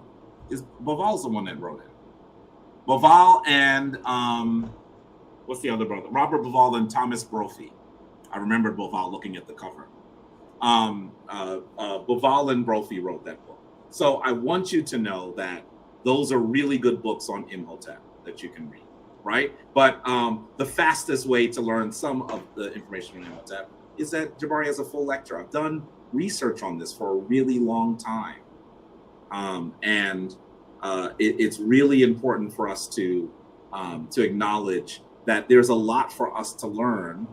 But the first thing we have to do is perhaps be humble enough to recognize that there's some of us who've been doing this work for a really, really long time and have studied him. You know, how many other people do you know sit with a statue of Imhotep behind them? This is behind me. You might have noticed it right behind me. Mm-hmm. You know how difficult it is to get a statue of Imhotep? Very. It sits behind me. That sits behind me. So you have to know that we are that we're doing this very seriously. King Hercules in the YouTube chat says, so the average person didn't spend 40 years in school back in Kemet, but I'm assuming that he's meaning like in a priest. You mean? I'm assuming he's meaning priesthood. Listen, the priest of the people in Kemet, so they weren't. I wouldn't call them average people. I hope I'm not quibbling on something that you're not meaning to say. But no, to become a priest, it did not take 40 years. Okay, it did not take 40 years. But that you were continually honing your craft and becoming and going up the levels of priesthood. That is what happens. So the 42 years is actually a reference to being a high priest, you should know. That's what it's a reference to. But it's numeric. It's numeric. It's a it's a symbolic number that represents something very important. So that is what we're talking about. And I see another one of the priests has entered. Sometimes I'm looking at the screen and not the comments on YouTube. We see Abu Jamar, who was another one of the priests of the Shrine of Maat. So at least 2 of the priests are here. We have Sunette Rael is in here. She's an initiate. I see Sen Lee is here under Master Self. I already mentioned Sen Atan and Sen Jason. There are And Abutsashat also is the other priest that's in here that I might have mentioned earlier. Sen Tehuti Forever. Sen Tehuti Forever is the initiate, the full member of the Shrine of Maat, who is now the Jati of Phoenix. He's going to be the convener of the Shrine of Maat location in Phoenix. For those of you who are on the West Coast, we come into the West Coast in physical form, more than just online. And so be ready for that. Sen Tehuti Forever, also known as William Humphrey, is going to be the person leading that. I also see Sen Sean in here under Black Excellence TV. There are large, Sanette Lee is here too. There are a bunch of the Shrine members that are watching right now. So hopefully they'll be able to also attest to what the Shrine does. I think that a lot of times people have misunderstandings, and I wish they would just talk to us. I wish they would just talk to us instead of going out and saying things that are ridiculous and, quite frankly, Daniel, embarrassing themselves. I would agree with that. 100%. Embarrassing themselves. 100%. Yeah. And so that question was based on the priesthood. It was actually based on the priesthood. Yeah. And so part of this that they said, and this is another, it was a statement that was made by Kansu and Krelos.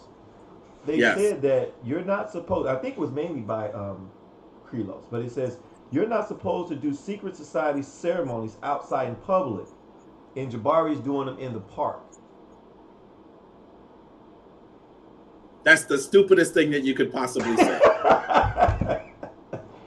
That's the stupidest thing. Why would you assume that because you see a ceremony in the park, that's the only thing we've done? In fact, if you look at that video, you will hear me say, this is our public ceremony. They are already full members of the Shrine because we already concluded our private ceremony. Did they even listen? Did they listen? That's the public ceremony. And I'm going to say to you, Sen Daniel, not everything, even in the ancient world, not everything was done in private. We do some things in public for lots of reasons. First of all, we want to recognize the accomplishments, the determination, the discipline that folks who have gone through initiation have actually put themselves to during that 14-week process. So that's one reason why we do it publicly. The public ceremony allows their family and friends to come, right? Their family and friends couldn't come to the private ceremony. All the other things that we do, we have several ceremonies during initiation. No one sees those other than full members of the Shrine. No one sees those other than full members of the Shrine. There are many ceremonies. I won't give you a number. And hopefully the rest of you won't give a number in there either. But there are many ceremonies for the different levels that they're at during initiation. You know, there was an article, and like I said, because a lot of things, I'm glad we had this dialogue, because there's a lot of stuff that I didn't know, and there's a lot of misunderstandings and perceptions that I had, and with me learning. And so, you know, I was one of those people who I also thought that, you know, a lot, because you hear, you know, mainly like when you hear like Walter Williams and you hear other elders speak on it, we don't understand in which the context in which they're speaking, and we take it so general that we assume that it's all or nothing. And so after reading one of the articles, and it was the role of the Kemetic Priest is one that I read in ancient Egyptian education. It talked about how when they had certain ceremonies in the temple, in the general public, I would say general public was coming in, they removed the statues, and they didn't want them damaged or unpurified or impure, so they would remove them. But it showed that some of the ceremonies that they had weren't in secret, that they actually had them in front of people. And so that misconception was thrown out the window. By the way, the other thing that you need to I know you've heard this. Listen, we've known each other for some time. I know you've heard this. I'm not talking to you. I'm talking to the audience, right? But one of the things that they have to also recognize is some of the ceremonies were so public in Kemet that they were massive ceremonies. Massive ceremonies. One of those ceremonies ended up leading, you know what I'm going to say probably, leading to that public celebration known as Mardi Gras or Carnival. Oh, yes. The origin of that is Kemetic. What am I referring to? I'm going to show you because I don't know if everyone has seen these. This is from Kemetic Ascension. You know, some of the people saying these comments, they could really just watch. They could just, if they really wanted, you know, the funny thing, said Daniel, is if they really wanted to trip me up, because anyone with ideas could have make the best argument, right? Mm-hmm. They don't even make the best argument. Right. But the way to make the best argument is to look at what I'm doing with the shrine. Right? All of it is public and recorded. But they are so lazy that they don't even do that. So can you share this? Yeah. I want you to recognize that the celebration known as Mardi Gras, the celebration that is known as Carnival, actually comes from ancient Kemet. So you're seeing on the top a float with a very Tomhu looking, very white looking jester on the top. And you're seeing these sisters. I think this is Carnival in Trinidad down on the right. These celebrations are all over the world. I want you to know that their origin is the Opet festival from ancient Kemet. What used to occur is the priest of one of the temples, it went between two temples originally. The temple known as the Temple of Luxor today, which was known as Epet Risiet, and the temple known as Karnak today, which is known as Epet Isut, right? And so what would happen is the priest would take the image of the divine from the innermost sanctum. This is the only time people who are not initiated would see it, by the way. And they would place it on a large boat, and priests would walk with it through the streets from one temple to the next. And people would be lining the streets, watching these priests walk this to the other temple. The area where they walked it was like 2.5 miles long. You can see an image of it here. Do you see the priest wearing the masks of Heru and the masks of Anpu? Uh-huh. By the way, this is Seti the First burning incense during that ceremony. Can you see it? Mm-hmm. This is my picture. I took this picture. This is from Epet Risiet, a Luxor temple. And so what ended up happening is this festival, which was popular all throughout the New Kingdom, went into the part of the world where the Kemetic tradition flourished after Kemet even fell. Do you know that there were Westerners, Tomhu, that were practicing the Kemetic tradition afterward? And so when it went into Rome, all of this, well, let me say this. First, the priest walked the image to one temple, and then they would float it back with the boats to return. And it was this big ceremony, big festival, lots of drinking and partying, by the way, just like Carnival today. And when it went to the Roman world, because they did it all on boats, because the tradition had come to Rome from boats, they actually began to call it Navigum Isidis, because it was in the temple of Isis, of Ast or Osset. And they also called it Carnus Navalis. Now you may hear Navalis. Navalis refers to the fact that it was on boats because it comes from the same root of the word navy. And so we get from Carnus Navalis to Carnival. And I want you to understand I want you to understand that when we stand on those big parade routes and we see those large trucks carrying those adorned platforms through the streets and everyone is cheering, we don't call them adorned trucks. What do we call them, Sen Daniel?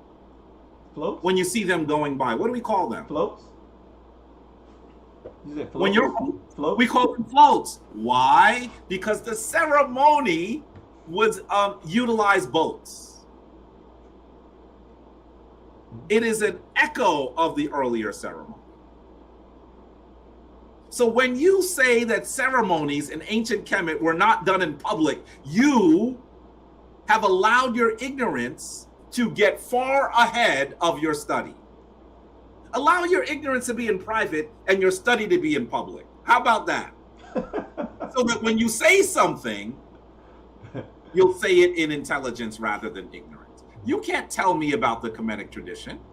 Did they think that they could school me on the Kemetic tradition? What would make them believe that they could do that? I don't know. I actually am fully initiated. I studied in several shrines. As a high priest, I interact with shrines all over the country and all over the world. I'm a historian and a high priest. What would make you think that you could actually say that there's something that you know with a little bit or nothing that you've read that I am not aware of? Why don't you start by asking a question and then maybe see if I don't know and then say, aha. Don't start by betraying your ignorance so early. That's what they've done. That's what they've done. And you know, part of it that's surprising to me, Sen Daniel, is that both of them wanted to have conversations with me. That's how this started. That's how this started. They wanted to have conversations with me. And I don't know why it went there, and then they just ended up just embarrassing themselves. I see Sanet Siba Kaz in here too. Greeting members of the shrine. I don't know why they end up just embarrassing themselves. It is really, really just, it's sad. Why is it that they wouldn't just do some research, ask a question? Because what they're trying to do is slander someone who is doing work in the community. By the way, that is against Ma'at. That is literally within the 42 laws. Literally, that's what you're doing. And you know, of all the things that have been said about their teacher, I haven't said the most vile things about their teacher. There's so many things I could say. So many things that I know because I've been in the community for a long time. I don't say those things because I'm not trying. I'm actually not trying to fight with them. But you know, the funny thing is, the more that they talk, the more they're convincing me that I should just let the gloves fly. And you know, that might actually happen. And I even want you to know that you know, it's so funny because Brother Silos, particularly, Brother Silos actually said all kinds of stuff about me. And the funny thing, the thing that I find absolutely bizarre is that he was sending me messages on Facebook that were initially, he just wanted to connect. Maybe he got offended because, like I said, I didn't respond fast enough. But with the things that he said about me, is that really how you would speak to someone that you have issues with? Because it didn't start that way. Now, I think because he's gotten some sort of strange platform with Brother Kansu, now all of a sudden, he's jumping fly. Now all of a sudden he's jumping fly. You know, I mean, you know, what month are we in? We're in July. We're in July. We're in July. You know, in January, he sends me a message. I would definitely love to have a private. I'm reading it. I should actually just put it on the screen. Put it on the screen. I would definitely love. I want to make it larger so that you're able to see it. You know, it's funny that folks that I mean, you know, I have the receipts. I could easily also describe the conversations that I've had with the other brother. Why are we doing this? How did this happen? How did it happen that you thought that you should insult me? Why did you think that you should insult me? What was it about me that you thought would be so easy that I wouldn't say anything back to you? I mean, are you not familiar with me? So, you know, this brother starts off the conversation like this. You know, now all of a sudden I'm someone that he's going to say is a scammer. You didn't sound like you were I was a scammer when you were first talking to me. Let me show you what he said. And I'm only going on Silos. I'm not even going into Kansu, because Kansu, I don't even know what's, I wish I could call it. I can't call it. I don't understand what's wrong with the brother. And I probably will never really understand what's wrong with him, because even if he's just trying to make get his come up, why is he doing it this way? You know? Yeah. I mean, it would be so much easier. It would be easier for him to simply have a conversation. Let's have a real debate. Now what you're doing is you're embarrassing yourself. That's what you're doing. So let me show you the screenshots. I think a lot of people don't know how to enter into a debate or into an argument. I don't think they really know how to approach someone to you know, engage in dialogue where you can develop one. Instead, what I see that happens is there's always somebody antagonizing someone. There's always somebody poking somebody, and then there's always I'm running. And then they get in these echo chambers, right? And it seems like if they can create enough wind, enough destruction within the echo chamber, maybe a branch or a twig might fly out somewhere and go into another chat, and then you get word of it, or you get irritated enough where you will respond, because they know it's not true. But the thing is, you know, it's just to get you to respond. And I see this happen like with a lot of what you consider like the top tier debaters in the community.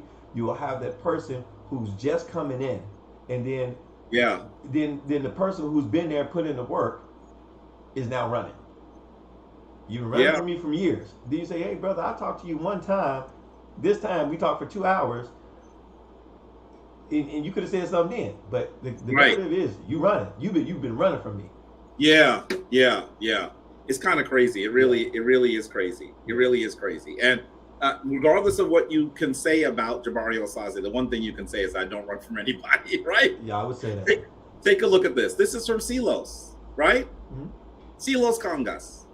He starts the conversation. I didn't reach out to him. This is after we were all on Sonnetter. Mm-hmm. And he says, I would definitely love to have a private sit down so we can communicate our different and common perspective. You, priest and historian, by the way, now I'm a fake priest. Yeah. But he's the one that says I'm a priest. Yeah. I, a spiritual master, which I can present, and scholar in the field of music. I was awarded a scholarship for NYU Senap, so I aced my requirement studies and included also Afro-Caribbean studies. There's his number. I probably should have blacked that out, but there's his number and my number. You got them both, right? Peace, brother. Where do you live? Maybe there will be a time we can sit down and break bread. Does it sound like someone that doesn't want to talk to him? No. Do I sound like I don't? By the way, this is the same day. You don't see another day in there. I'm responding the same day. Let's look at the rest of it. I live in North Carolina, right? Then he sends me a Zoom link for an African Union Summit. This is in March. That's what happened. When did it get to the point where he no longer wanted to, that he only wanted to slander me? When did that happen? When did that happen? How did that happen? Does that make sense? Only thing I can think of is when, you know, Kansu went on the warpath about Dr. York. Now, one thing I will say about Krelos is that his comments have in some areas been bad, but he's been trying to say let's stay around the information of Dr. York. He's been a little bit more measured. Yeah, but still joined in. He still joined in. Yeah, I mean, still come joined on. in and said some things, you know. And it's almost like let's not talk about the stuff that people are talking about. Let's focus on this. But when the crew robs a bank and you're the getaway driver, and somebody gets killed, you get charged for murder too. You were literally in the car on the platform together. Yeah. You didn't say, well, you know, I've spoken to Brother Jabari. He didn't seem like he's inauthentic. Mm-hmm. In fact, you say he's a fake priest, but I'm recognizing he's a priest. Yeah. He didn't say, well, you know, brother, I know you have problems with him and maybe he said some things you disagree with, but I hope that the two of you can work it out. Instead, he adds on some stuff. Is he as out of pocket as Kansu? No. No. But he has to be held accountable for that chat as well. He has to. Mm-hmm. He has to. And so I really wish I understood how he thinks that he could do that. And I won't just show you that obviously this is performative. Mm-hmm. Obviously this is performative. If it wasn't performative, then why in the world are we in this situation? By the way, you should also know that the day that we had the conversation on Sonetta, what day was that? Do you know? Let's piece it all with Sonetta, it was January 5th. January 12th. January 12th, yeah, January 12th. January 12th. I'm just looking at it. It's not that I remember. Yeah. January 12th, right? When does he send me this conversation? That he's reaching out to me. Look at it again, please. So the conversation we had on Sonetta, take a look at this. Can you share this? Look at this right here. This is the one where he's getting his clock cleaned by both me and Mark Lamont Hill. You can see that's on January 12th. January 12th. When does Silos reach out to me and say, hey, I'd love to sit down and have a private conversation? January 14th, 2 days later. That's odd. Now, are you saying that he wasn't aware of it? By the way, he's still sending me links to join meetings on March 14th. Can you see? Listen, these are the receipts. Brother Silos, please explain what you're doing. Kansu is all out of pocket. He's going to get an intellectual tongue lashing. But Silos, why are you with him? Why are you with him? Yeah, I didn't understand that either. I just like I said, I just didn't understand it. And it was almost like when you looking at the video, it's almost like an abort mission. Because once he started talking, I'd be like, what the hell is he talking about? Yeah. You know what? I think I gotta go. Well, I'm gonna turn my camera and my mic off. I'm gonna walk away from this. Because it was like when Mark Lamont Hill asked him, show me the video. Yeah. There was no evidence. It was only like a sleight of hand or some misdirection, trying to get you off of something, and he didn't present it at all. Yeah. And even when he talked to him about Dr. York, whether he spoke Arabic or not. And one thing that I like that Mark did was he said, well, you can say that you found people that say he did speak Arabic, and I can say that people that say he didn't speak Arabic, and we can go back and forth. We could pile up this whole line of people going back and forth. But one thing that we can do though, pretty much to stop this, is you can show him a video of him actually speaking Arabic to an Arabic speaking person, right? That kind of kills it. That's the irrefutable proof in which he said they have a picture of him. What does that mean? By the way, I've been in lots of places. There are pictures of me in France. There are pictures of me in Italy. There are pictures of me in Ethiopia. Does that mean that I speak all of those languages? There are pictures of me in Mexico. Apparently to him, you speak metadata. Your picture, you open it on the wall, you're pointing to somebody. Apparently, you speak. That means I speak it. You're right. You know, you took a trip over there. Now, who would go over there and take a trip over there to point at a wall and talk to somebody that don't know the metadata, right? According to his methodology and his requirement. Listen, he makes really poor arguments. Yes. He makes really poor arguments. Yes. Yeah. I would love, if we were sitting in person, you know what I would actually take the time to do? I would go to a Japanese restaurant in New York City, take a picture of me there. I'd go to a Muslim restaurant where things are in Arabic.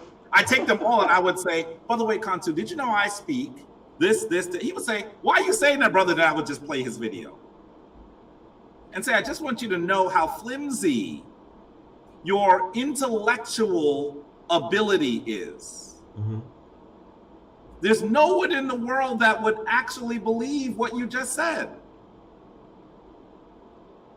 But that's how we get down. Yeah. I mean, that's the kind of lax discussion that's going on. And I think you make a really good point. You know, everything that they mentioned has been answered.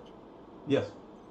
And instead of actually acknowledging that there has been an answer or even coming up with another argument, he says the same thing 5 months later. So 6 months later, right? I mean, I don't get it. I don't get it. Anyway. Yeah. So I have a from King Hercules. He wanted to know if he could do a question that's outside of our discussion, kind of off Kemetic, but I'm going to ask anyway because I appreciate the brother joining the chat and listening in. So he says he would just like to know your thoughts on Van Sertimore's work, since people now are saying it has been debunked. Well, I would first say that the people that are saying that it's been debunked have not debunked it. Let me say that. The people that are saying it's been debunked are pointing to the same holes that Ivan Van Sertimer acknowledged himself.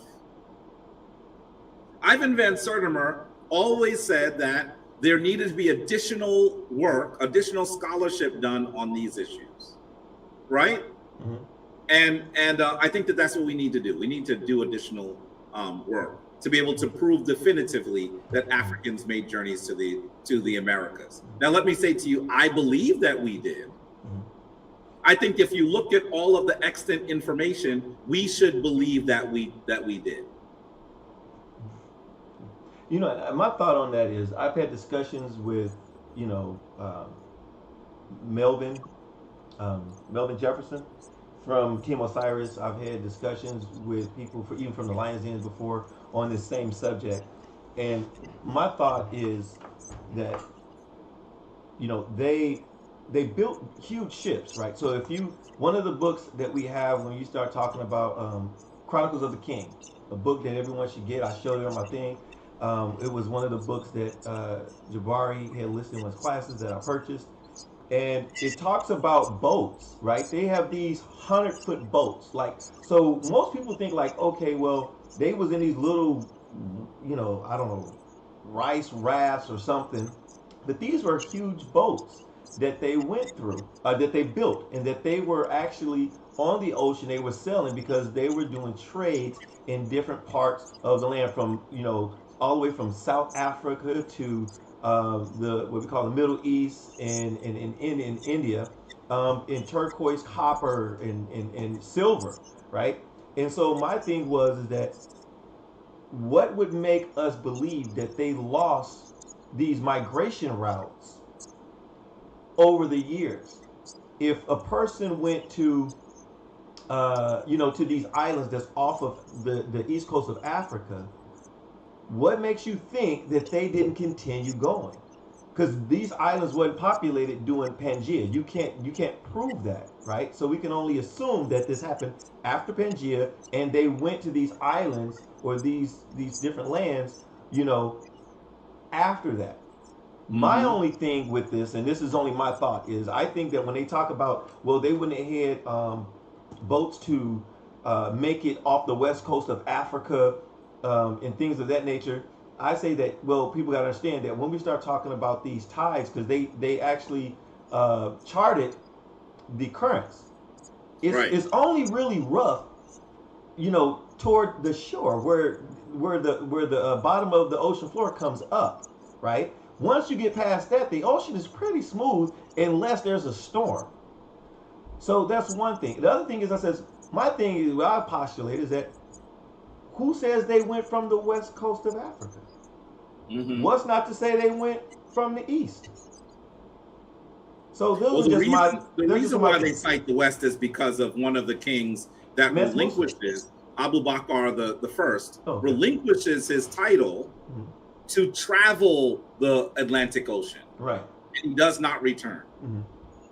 And so that is one of the reasons why people cite that it must have occurred during that period, during the Great Mali Empire. So that's one of the reasons. But let me say to you, what you are referring to in ancient Kemet, by the way, Pangea is long before human beings lived. Right? So we're not talking about a time that human beings are able to just walk around on one landmass, right? I think that most people would say that Pangea is around 330 million years ago or 300 million years ago, long before any early version of humans were present. So I would say that that's not how people got to where they are. They made journeys, right? The boat that you're referring to, that is a seaworthy boat, is generally called the solar boat of Khufu, the builder of the Great Merkut. And he builds this at around 2360 BCE. Don't count me, I'm off by a few decades, I know. But I'm talking about thousands of years ago, so forgive me. But understand that what he does is he has these boats that are created that are buried, and there are probably 4 of them buried at each of the sides of his great pyramid, his great Merkut, right? One of them was in decent shape when they found it. They were doing some sonograph studies, and they were able to see the boat. And so they said, wow, this boat is here. They opened up the vessel. They tried to get into it, and then they said, hey, it would be great if we were able to put this back together. As they took all the pieces out, they found that the Kemetic people left the instructions. And so they spend I think it's the late 70s into the mid 80s reconstructing the boat. It is sewn together, by the way, you should know. They didn't use nails. They literally used rope to put the boat together, because when the rope would get wet, of course it would tighten. And so it's one of the ways that they were able to create a seaworthy seal. And so this solar boat is believed now to be the oldest intact seaworthy boat. So yes, it does seem that the Kemetic people would have had the means. Whether they had the ability is another question. Most of what they did was float up and down the Hapi, right? Not as much even into the Mediterranean. The Wads were the Great Green, as they called the Mediterranean. But you should know that as they built these boats, I think that there are many people who would think that it would be conceivable that they would have taken journeys if they were building these large vessels. And so I believe that that's possible as well. I think that the work of Ida Van Sertima and Dr. David Imhotep are really important groups of studies. They're not definitive. That doesn't mean that they're not convincing, but they're not definitive. more additional scholars need to continue to do work so we're able to prove this beyond a shadow of a doubt. Okay, so in fact, I mentioned that work in my book, 7 Little White Lies, The Conspiracy to Destroy the Black Self-Image. You should know. I mentioned it as well. we have another question here Yeah. from the YouTube chat. They want to know, when are you and Garfield going to get into debate? He says he's Black Genesis. I get that question a lot. And, you know, Garfield and I were supposed to debate the same week that the world shut down based on the pandemic. He said some things that I think are just completely out of balance. Whenever we talk about these topics, he gets embarrassed. I'm not exactly sure whether I have not seen the debate that he had with Gorilla Hebrew, but from the folks that I know that have seen it, they've said that he didn't do well. I will look at it myself and have my own impression, but that's what the people that I know that have seen it said. So either way, we will likely do that debate. I'm less focused on Garfield than I am on Dr. Richard Carrier. That's who I really want to debate. But the reality is, I would have tried to schedule that debate already if the pandemic was better, because I really want that debate to be in front of a packed auditorium. And so that's what I'd like to do. But I will likely debate Garfield. I'm going to tell you, Sonetta just brought it up yesterday. I was with Sonetta yesterday. You might have seen he played portions of the video where I was with him. He brought it up yesterday. So it's on our minds, and it'll probably get done sometime in the early fall.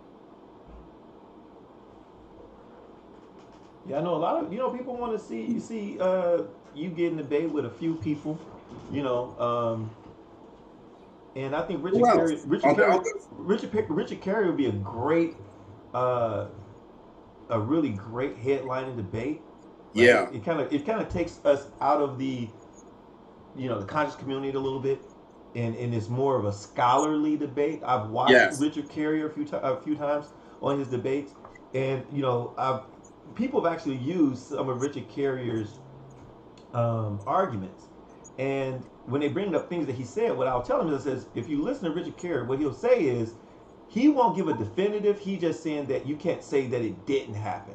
There's always that possibility there.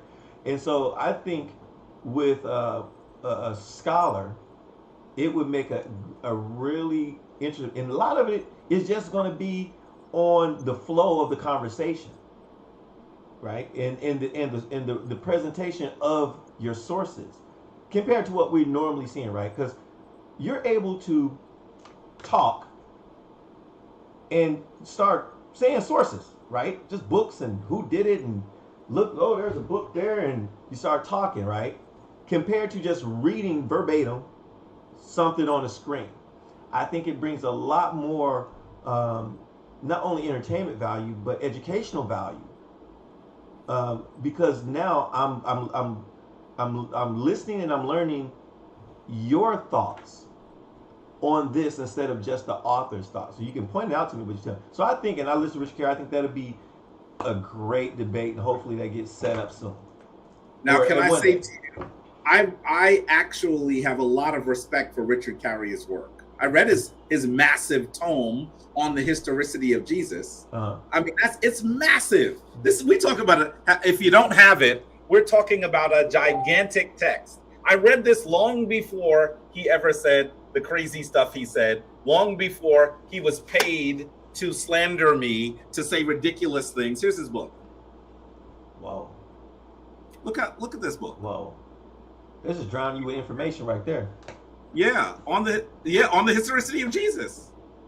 So I read it, right? I mean, we're talking about 700, almost 700 pages. So I respect his scholarship. And I recognize that he is a lot more informed about the New Testament narrative than I am. Mm-hmm. I will concede that. But this debate is not simply about the New Testament. You might have heard me use this analogy before. Uh-huh. If I say next week we're going to have a debate about whether peanut butter is better than jelly, and I have two opponents, One of them owns a peanut butter factory. You say, man, he knows everything about peanut butter. And the other guy, he just walked in and they said, you do the debate. And he's eating a peanut butter and jelly sandwich. You would say, man, this layman's going to get killed by the guy that owns a factory. And then you look at the guy who owns the factory and you say, well, this debate is about peanut butter and jelly. And he says, what is this jelly you speak of? He going to lose. He's going to lose. Richard Carrier knows nothing about Kemet. And when he makes his comments, all he does is rely on other people who said things about Kemet on the internet.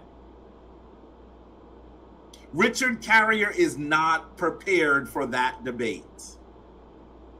And I am far more than the guy eating a peanut butter and jelly sandwich. So I think that his arrogance is going to betray him. He assumes that he's going to do better simply because he has a doctorate and he studied Christianity. But you have to study both things. Right. The first thing I would ask him in a debate is, okay, I really am impressed by what you just said. Have you read this text? No. Have you read this text? No. Have you read this text? No. So how do you think you can stand here with me? Mm-hmm. Because I've read 80% of what you've read on the New Testament. You've read 0% of what I read on ancient Kemet. This is a this or that conversation. Right. You got to know something about both things, right. Daniel. Right. You can't just do one of them. Right. What is this jelly you speak of? Oh, he's going to lose. He's going to lose. Well, you know, that was one of the comments that I had made yesterday. Mm-hmm. Is when I said that when you're studying ancient Kemet and you follow the chronology, you don't, when they start talking about these Hebrews or, you know, whether it was the Persians or the Assyrians, you don't find anybody that really comes into Kemet, lower or upper Kemet, at any significance for about 12 to 1500 years. Yeah. And that's what Dr. Henry Clark was saying, that history was pretty much already written before, you know, he said a European came in, built a house ahead of, lived in a house with a window or wore a shoe. Yes. And that woke my eyes up when I started actually looking through reading the book and reading the text, and then going back and then cross-referencing it with the other one by Sheikh Anta Diop, African Civilization. That one, it just really was like, you know, what are these brothers talking about? Some of them, like, what are they talking about? He's ill prepared for this discussion. I was just looking here. I'm transcribing. You know, look, I'm dating myself, right? I'm gonna do it now just because I want people to understand that I've been doing this for a long time. I wanted to show you that I'm transcribing some of my recordings. He said that comment in this lecture. Now, you know I'm going old school on you. Oh, tell me that's not a tape. That's not a tape. What you gonna do with that, Jabari? And if you look at it, that is Jabari's handwriting. I was in the room recording it. This is from 1992. Yes, Black Solidarity Day, 1992. Yeah. So, you know, I've been doing this for a long time. Let's just say that. Yeah. Yeah. So, what we're going to do is we're going to really be able to bring, I think, some excitement about this topic to the community that we don't normally see, and it's going to be hot. I really do think it is. And let me correct myself. The correct title of the book is African Origins of Civilizations, Myth or Reality by Sheikh Anta Diop, which is a great book. And I'm gonna tell you something. And you said this a few times, and I'm gonna also preface what you said. Niggas go kill me. You probably know what I'm gonna say. Yeah. He said when he's telling you, you should probably take one of my history courses. It is not out of ego. It is not out of spite, slander. It's really out of humility. Humility is he's telling you that before you go on, maybe you should learn a little more. Yeah. And that way you're better prepared. You know, you're better prepared to form an argument against me. So he's telling you, listen, let me take these blanks out of your gun and let me load your gun so you at least have a chance. I would prefer they did, because right. At least it would make the conversation more interesting for me. Right. Most of the times when I'm doing debate and I have slides, I don't even show all my slides. Mm-hmm. You know how much time I take on my slides? I would like to be able to have a really good conversation, right? I mean, that's what makes it worthwhile for me. Yes. And sometimes, I don't get to do that. Yes.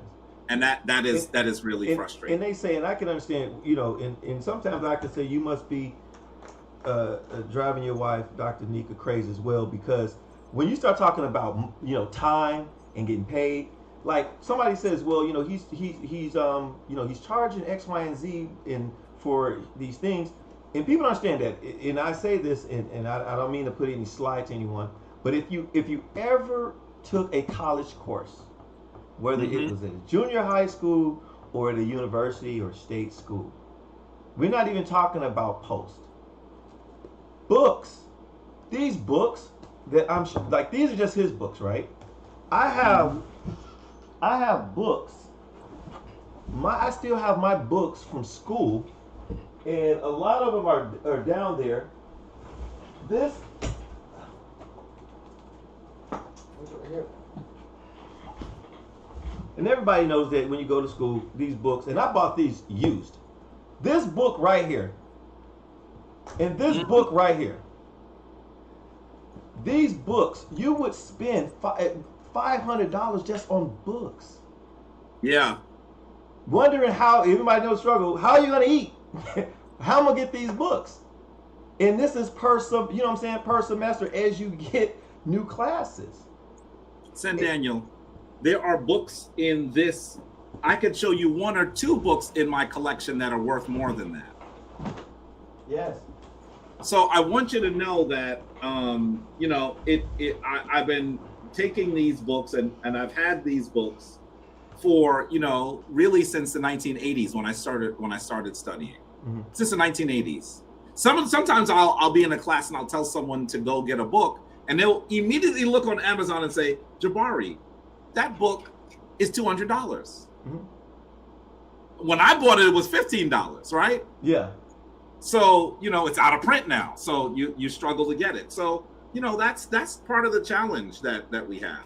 And it takes a lot of time and work to not only collect the materials to do your research, but also to delve into them. And I really wish that some more of the folks that are saying things, even in debates that we've had, would actually engage in doing that so we could have a better debate. And that's not something that often happens. Yes. So. Yes. Yeah. So, I mean, this is the reason why, like I said, this is the reason why people get paid for their time. They did the work, they got the experience, and they have the expertise and things that you don't have. Like, yes, maybe I could have purchased this book and I could have probably read this book, right? But the understanding and the depth that I would get from being in your class is going to be different than what I do on my own, right? That's the reason why people go to Bible study. You can read the Bible on your own, but you get a greater understanding and you get a more in depth when you have a practitioner who can explain it to you and point you in the right directions in your studies. But I'll tell you, the better analogy is not even Bible study. The better analogy is going to be university, college. Yes. One of the reasons why you go to college is because there are things for you to learn, and that doing it all on your own it's extremely difficult. First of all, you'd have to know what to read. Yes. And then half the time when you're reading it, you don't even understand what you're reading. Right. You need some assistance understanding what you're reading. Yes. Then there's a structure. Listen, when I was in high school and I first came into the need for me to develop knowledge of who I was, I just read everything. And some of that stuff I cannot, I'm not able to access anymore, because it's almost like I would read a book and then throw it in a closet. And after a while, it was just a pile of books. How do you access the information in it? Going and taking a course is like building shelves. Now you're able to organize the knowledge that you have gotten. And I know that the people who think that it's a waste are always the people who have never done it. They're always the people who have never done it. You know, and so you got to recognize that having a structured environment with someone who actually understands the material, who has studied the material, someone who is an educator, is valuable.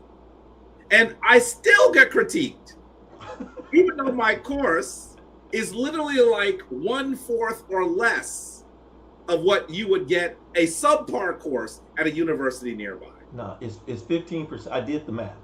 That's for priesthood training. That's for priesthood. Yes, for priesthood. Yeah. For my class. By the way, my class is not taught by the Shrine. My class is taught by my for-profit educational arm called the Center for the Restoration of Maat. He just smashed them all together. There's the Center for the Restoration of Maat, and then there's the Shrine of Maat. They're not the same thing. Right. The Center for Maat is where I do many of my lectures, my museum tours, most of them, not all of them. I do some tours for the Shrine as well. But I mean, you know, why should I mean, if you had a carpenter, do you think the carpenter should come to your house and fix your door for free? You have a plumber. This guy spent years learning how to be a plumber. You think that he should fix your sink and your toilet for free? Do they? They have to live and eat. Yeah. I am a historian. That's what I spent my entire life doing. What should I do with that information? And when I actually charge a minimal amount, people are still apt to say that I'm doing something inappropriate. By the way, you should know that at every single time, if someone says that they were not able to pay for the course, we would work something out with them. That's always how I work. And here's something, because somebody said you're a scam, but they don't have anybody that can say that. But here's one from Atan Adam Ra. Yes. He says, I occurred, son Daniel. He says, the courses that I have taken with Jabari have done just that. Better prepared me to present the information. Now I can say that. You know, and I've had a few debates. I really like being on the same side as like Sinetta and, you know, and Solar Mine, much more. But I'll debate if it was something that was interesting enough. But I'm gonna tell you, after I read, and he said he said, yeah, the courses are vigorous. They're you know what I'm saying? It's like, you know, for me being at Montana State and Washington State University, the amount of reading that you give is just like a class. Yeah. It's 2 books, it's multiple chapters, it's comprehension. Right. It's finished. But after I got done reading this, the first thing that came to my mind was like, who wants to debate me? And San Daniel, you haven't gotten the midterm yet. There's a midterm and a final. See, I didn't even know that. I didn't even know that, but I was like, who wants to be, you know, because what I would have loved to do? I would have loved to have some of the people that are saying this stuff live on Sonetta and say, here's my midterm. How many of these can you answer in front of the audience without doing any other research? And if you can't answer, if you can't get a passing grade on this, doesn't it mean that you have a lot more work to do? Yeah. So that's the challenge that we have. The reality is that we have to actually educate our people.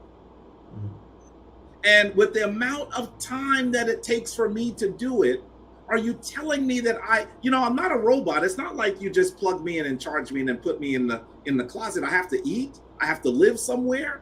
I mean, I shouldn't even have to explain this, because the reality is when you took courses with other people, they never have. You had to pay them too. Listen, I have Brother Reggie saying that he's upset that we're making money taking people to Kemet. I would really love for him to say that he says it all the time. Never when I'm around, because I would say, guess who told me to charge to take people to Kemet? Our teacher, Dr. Ben, who charged people to go to Kemet. That's what I was going to say, Dr. Ben. He's the first person to do it. And when I finally had a little bit of money, he was not going anymore. And I remember saying to Dr. Ben, when are you going to go? He said, oh, no, I'm finished doing that. Yeah. I said, so what am I going to do? He said, you're going to take people now. That's what Dr. Ben said to me. So I want you to understand that this is just as disingenuous as it could be. As it could be. You know, when Reggie took a course with Raketia Men, he talks about her wonderfully. Did he do it for free, or did he pay Raketia Men for his class? Some of these folks make the worst possible arguments. Yes, they do. Jason Holmes says the course are not for the weak, and like I said, and I would definitely say that, because you know it's just like a course at a university is exactly, that's what it's based on. It's exactly the same, because the workload is the same. Yes. And you feel as if like, oh my goodness, I'm getting behind on the reading, or I need to do this. These courses are structured after courses I took in Africana Studies at Cornell. Yeah. So I don't know what they mean. At least the African American history courses. Yes. Yes. I was tempted. Some of the readings you get are readings that I read when I was an undergrad. Mm-hmm. These are college level courses. Mm-hmm. So they have rigor. Now listen, people could just come in and listen to the lectures. I don't beat you up if you do that. Right. That's why I ask at the beginning of a class, do you want to walk, run, or fly? Because that tells me how much work you're willing to put in. And I know that everybody says they want to fly, but then when they get to work, they're like, oh man, is this what he's talking about? That's how I felt. That's how I felt. And I remember sitting at Dr. Clark's feet. He was blind at the time. And Dr. Clark had already retired from Cornell. He'd already retired. I didn't know what emeritus meant. Didn't know. So I thought he was still there. Had a student take me to his office. His office was empty. I'm like, what's going on? They were like, he's emeritus. You didn't know he retired? Anyway, we had to bring him back and forth to work with us. And I remember one time he came and he told us things that we had to read. And I was like, oh, those sound interesting. I didn't realize that it was literally an assignment. So now the next time he comes up, we're all smiling and I'm sitting there. I'm the head of the Black Student Union and all of my friends are there. They know less about history than I do. He starts asking questions and I'm still smiling. And then after all, I'm like, what is he talking about? It then dawns on me, wait a minute. He's asking questions from the reading. And then to my horror, my friends start answering the questions. They read the assignment. He gets to me. He gets to me. And my answer to his question is blackness, blackness, blackness. Red, black, and green. Africa, we love blackness. I could have just said that. And halfway through, he said, wait. Did you do the reading? With a gravel in his voice, yeah. The reading? And I said, no, Dr. Clark, I had so many other classes. And, and before I could even get the full excuse, he says, then wait, what were you just saying? What was that you were just saying? I said, my opinion. He said, son, you have to earn an opinion. American history. They're rigorous. They are. And he's serious. He's a really erudite mind, and he is a history buff like I am. So it really is. It behooves us to really do the work to be able to speak to our people with some intelligence, and that's all I'm asking people to do. Okay. By the way, you should know that while I'm sitting here, I get a message from Jeremiah Judah. Oh Lord! And the message he's calling me Frankie. I said, Jeremiah, do you think that you're sending Sonnetter a message? He doesn't even know. It has my name. Right. Then he asked me to call him so we can talk man to man. I said, brother, I'm not calling you. If you want to talk about the foolishness that happened on your platform, you text me. By the way, I'm on live right now. If he wants, I'll send him the link. I mean, you can. I don't have a problem with you doing that. But and I've talked to Jeremiah Judah, and for some reason, Jeremiah JJ, my guy.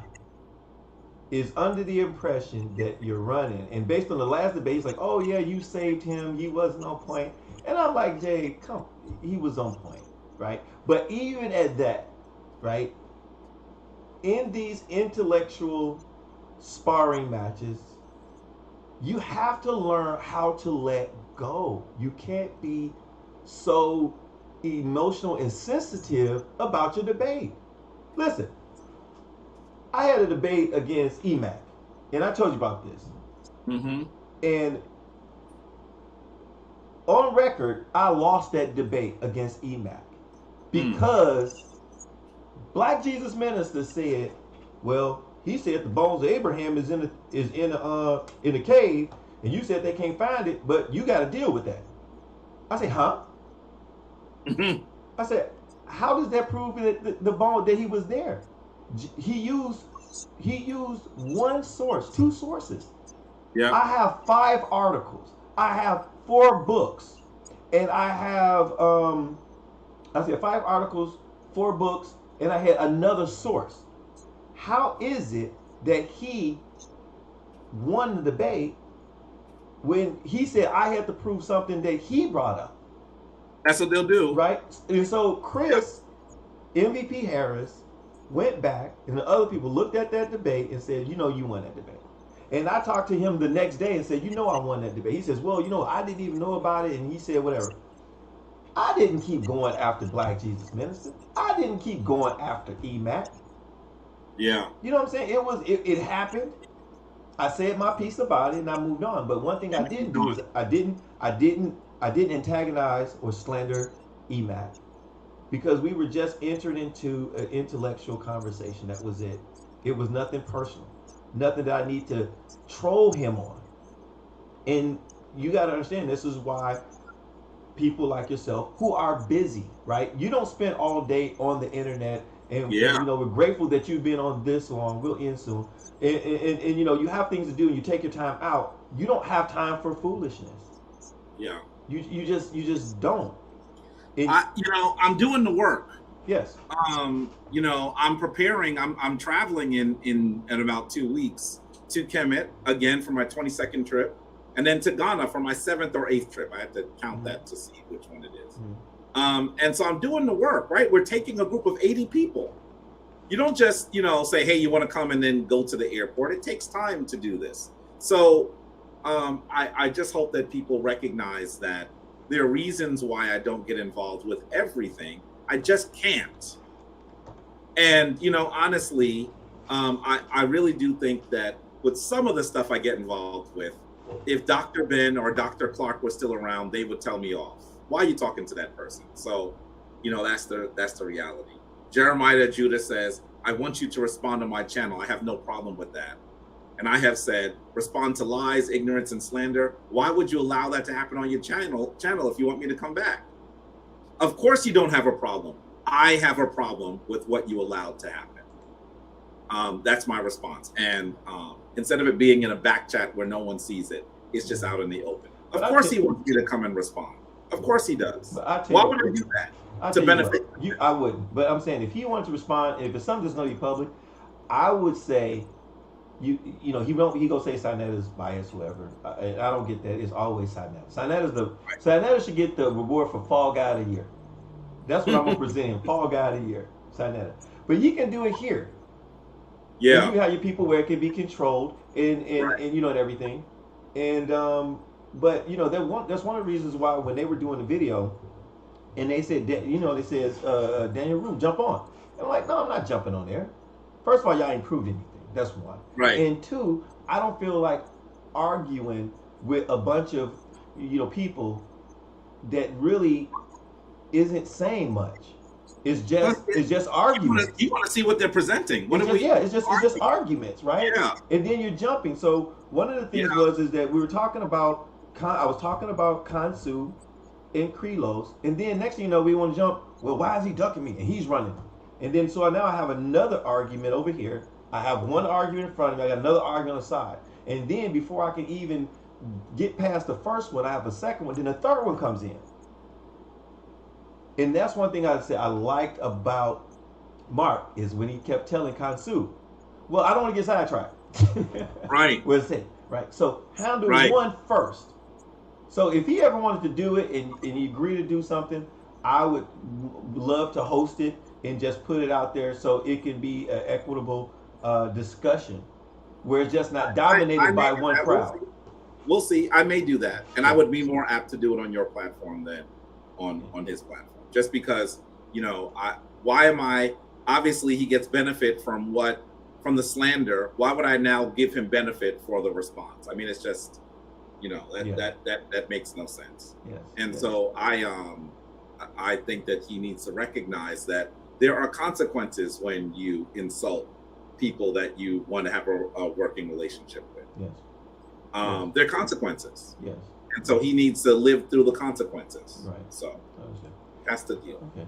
So great. So hey, we're gonna before we end this, I want to say, when is your next session for your classes? For anybody that's out there that might want to, you know, take the class, I recommend the class. And one thing I can say is that, you know, I can critique the class because I'm taking the class. Right. Right.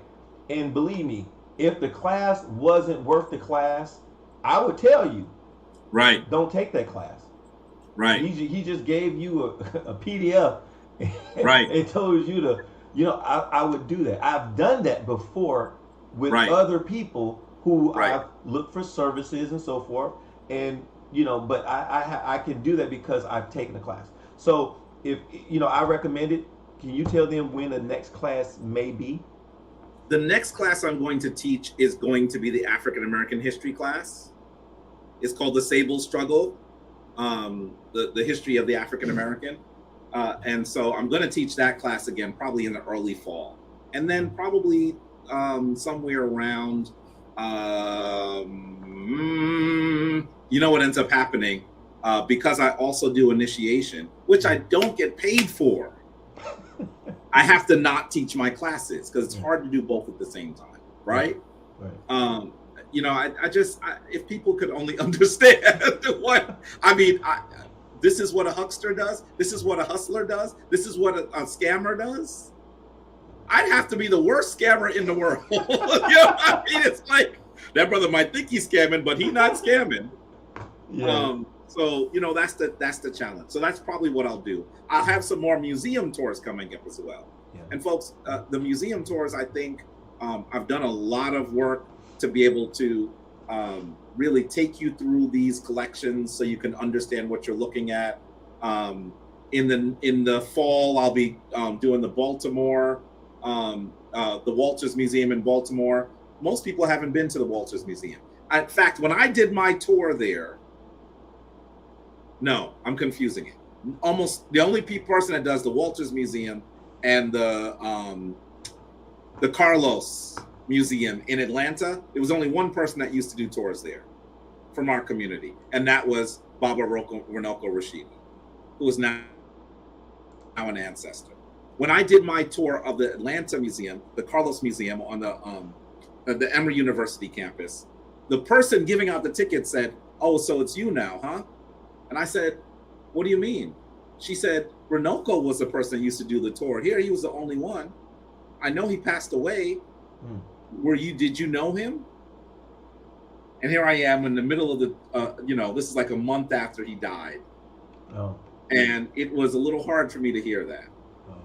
Oh. The night that he died, Anika and I were supposed to have dinner with him at the hotel. And he literally had a heart attack in the lobby while we were going to get dinner with him. Wow.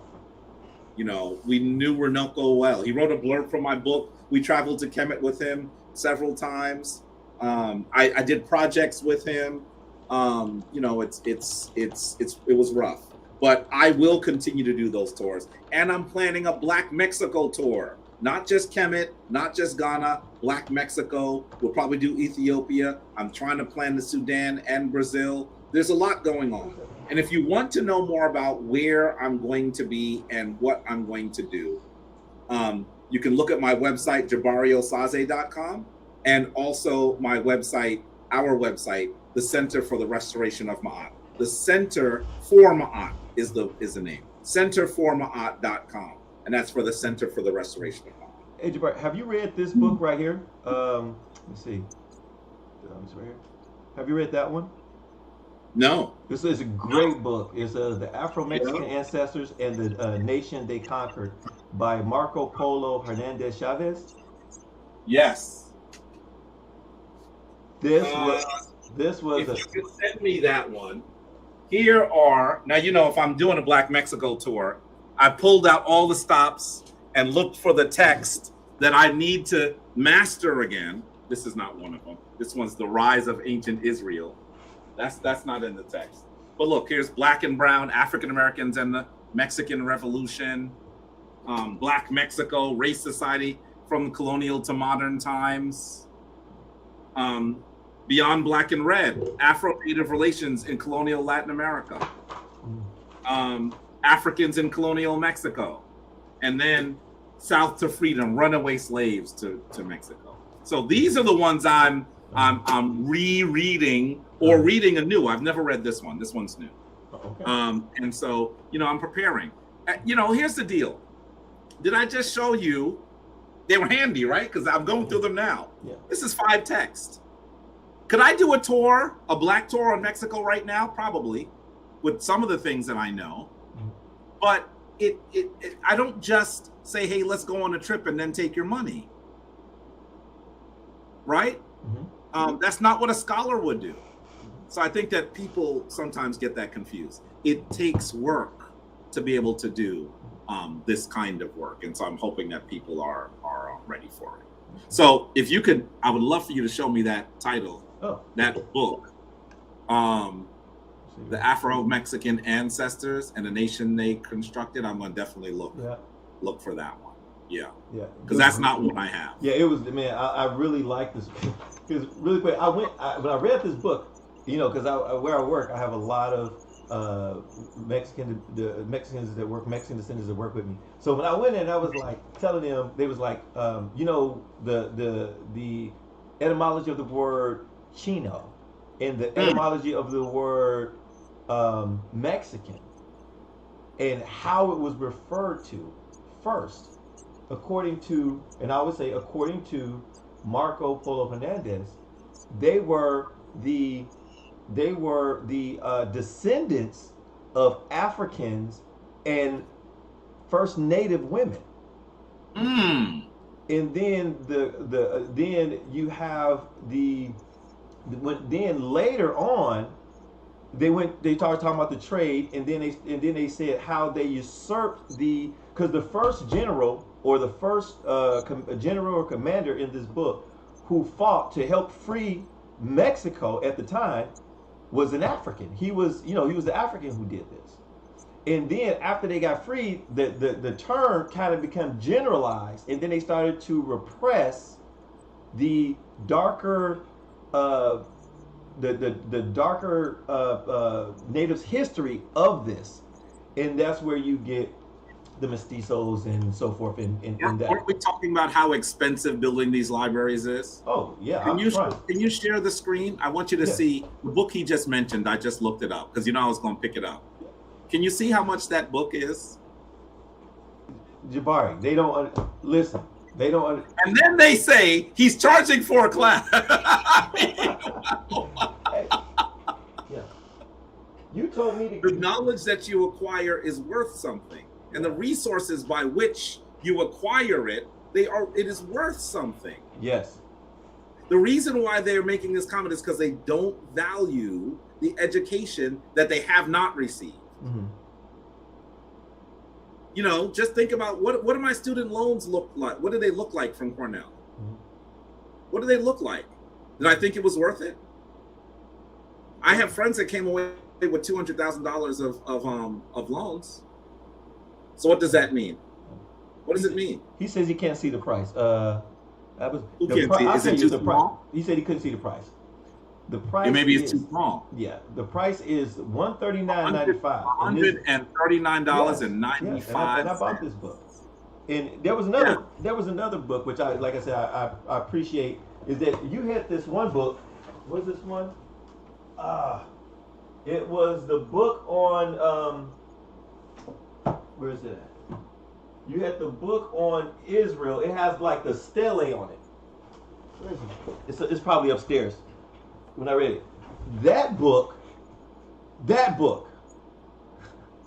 and my wife looks at me like I'm crazy because she tells me, "Hey, stop listening, stop looking at YouTube." Now listen, I cite this book every debate, and you are the only one that has purchased it. You know what they do when I cite it? They just ignore me. And the whole audience knows that once I cite it, they're like, uh-oh. And they just don't say anything. So they lose because they haven't even taken the time to read it. I'm constantly telling even my opponents, if you want to be able to have a good debate, you got to read with me. I'm going to read with you. I'm going to read the stuff that you read and you use. Right? You have to read the stuff I'm going to read. Yeah. And so that's part of it. Because this book is big. At first, I was like, you know what? Let me get the audio version. But I was like, no. Of which one? Yes. Yeah. It's an excellent book. So yeah. Listen, if you now we're gonna do this offline because the rest of y'all are like, what is going on? But I want you to know these are just. I don't even. You know how I say I never even get to share all of my slides? Yes. Look at some of the books that I don't get to talk about on the issue when I'm talking with the Hebrews. Oh. Just the title alone means you got to read it. Yes. Has archaeology buried the Bible? How about what did biblical writers know and when did they know it? What archaeology can tell us about the reality of ancient Israel? And God's goddesses, and the images of God in ancient Israel. Oh. I don't even get to pull out my full arsenal. Wow. I must have 40 books on ancient Israel. 40 books. Yeah. And I'll tell you, by the end of next month, I'll have all those books that you said. my wife is gonna look at me again like, why didn't that? But I tell you, that's all I do. I love history. If you're going to do it, make sure that you get that you're also looking at the used bookstores. You know, look at ABE books and thrift books. You know, who were the early Israelites and where did they come from? You know, this one is on instructions of men and mope in the book of Proverbs. Nobody has this text. It's a dissertation. Who reads this? This is a dissertation. Yeah. You can purchase it. Go to the land I will show you. This is also talks about a Menemo. One of the books in here. The rise of ancient Israel. I mean, you know, I could do this all day. Yeah. I never get to really go in. So maybe you got to start a kind of like a book club where you just start. Somebody said, "What's the name of the book? Which book are you referring to? What was it? Do you remember the cover?" We just mentioned like 12 books. I know. So maybe that's something that you would have to do is just start talking about books and doing, you know, one of like the smaller books, doing a book class. I would tell you it would be a great book for you to. The challenge is this: I cite the books that I'm using in my debate. Yeah. And the only person that buys them is Sen Daniel Heru. So listen, when I first started talking to Zariak, I said to him, "Don't talk to me again before you go get Jesus Wars." He said, "I'm gonna buy it." Then 2 months later, I said, "Did you get Jesus Wars?" He said, "Man, I'm not getting that book." So I mean, you have to recognize. Oh yeah. That you get to a point where you realize your opponents are not even reading. They're not doing research. Mm-hmm. They're only going to read the Bible. You know, the book we both got. The books that I'm reading are from people who are biblical historians. So that's the book. They want to know which is the book. That's the book that we both have. Well, that's the book that I have that Jabari has. Yeah, because he has way more books than I do. That's the one I've been citing all the time, and the only person who had the temerity to purchase it is Sen Daniel. I cite it every single time. Nobody gets it. Yeah. So the one that he's probably referring to is the Afro-Mexican ancestors and the nation they constructed. I don't have that one, and I'm gonna find a way to get it. But you know, you know, listen. This is one of those things where. It takes a lot of time to gather the resources to be able to make the argument, to understand the story. And most of the time, people are not actually prepared to have that discussion. That's the level of scholarship that that my scholar, that the elders and ancestors that trained me did. You know, I remember when I was in a class with Dr. James Turner. James Turner is, now everyone knows Dr. Ben and Dr. Clark, but James Turner is more responsible for Jabari Osaze than anyone else. He's the one that taught me how to be a scholar and chastised me. Every week, he would give us a book and we had to read the entire book and then write a 15-page paper. So the class was on Wednesday. You had to read the book and write the paper for the next Wednesday. And then you would talk in a class of 9 people about the book. If you didn't read the book, you were in trouble. Now, some of you don't even know. Can you imagine writing a 15-page paper? When I was at Cornell, I had to write 15-page papers several times a week. That's the level of scholarship that I was forced to do. And that's the level of scholarship that I know that everyone in our community who takes the time and is disciplined and is willing to learn can do that. My job is truly to try to help our people get there. That's what Dr. Clark and Dr. Ben and Dr. Turner asked me to do. And so that's why I'm doing it. That's why I take it so seriously. Yeah.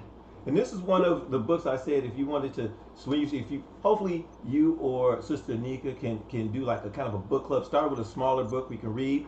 This one right here is it's very small, right? It's an easy read. Father Ace's book. Easy read, right? Yeah. If you don't have this book, get it. It's a nice read. It really does help you, because I remember when you had a debate with Zion. Y'all were talking about the oldest book, and you said the oldest complete book, and you mentioned this, and that's the day I bought this book. Yes. So you can see that, like, if you mention a book, I'm typically getting it. If a person that's of scholar, if you mention a book I don't have, most likely I'm going to buy it. And I'm going to get to it. I'm going to get to it, right? So those are just one of the things that you had a few people that was in the chat. So if you want to reach out to Lisa is in there too. She's another full member of the Shrine. Yes, definitely reach out to Brother Jabari. He got his classes coming. If you're interested in becoming a Kemetic Priest, also reach out. And just if you're interested, just ask questions.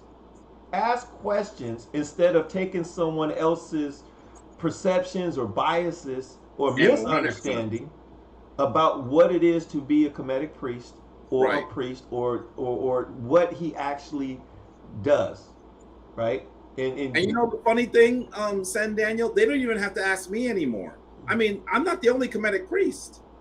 We have 9 in our shrine, and they are working hard. You know what I'm saying? Mm-hmm.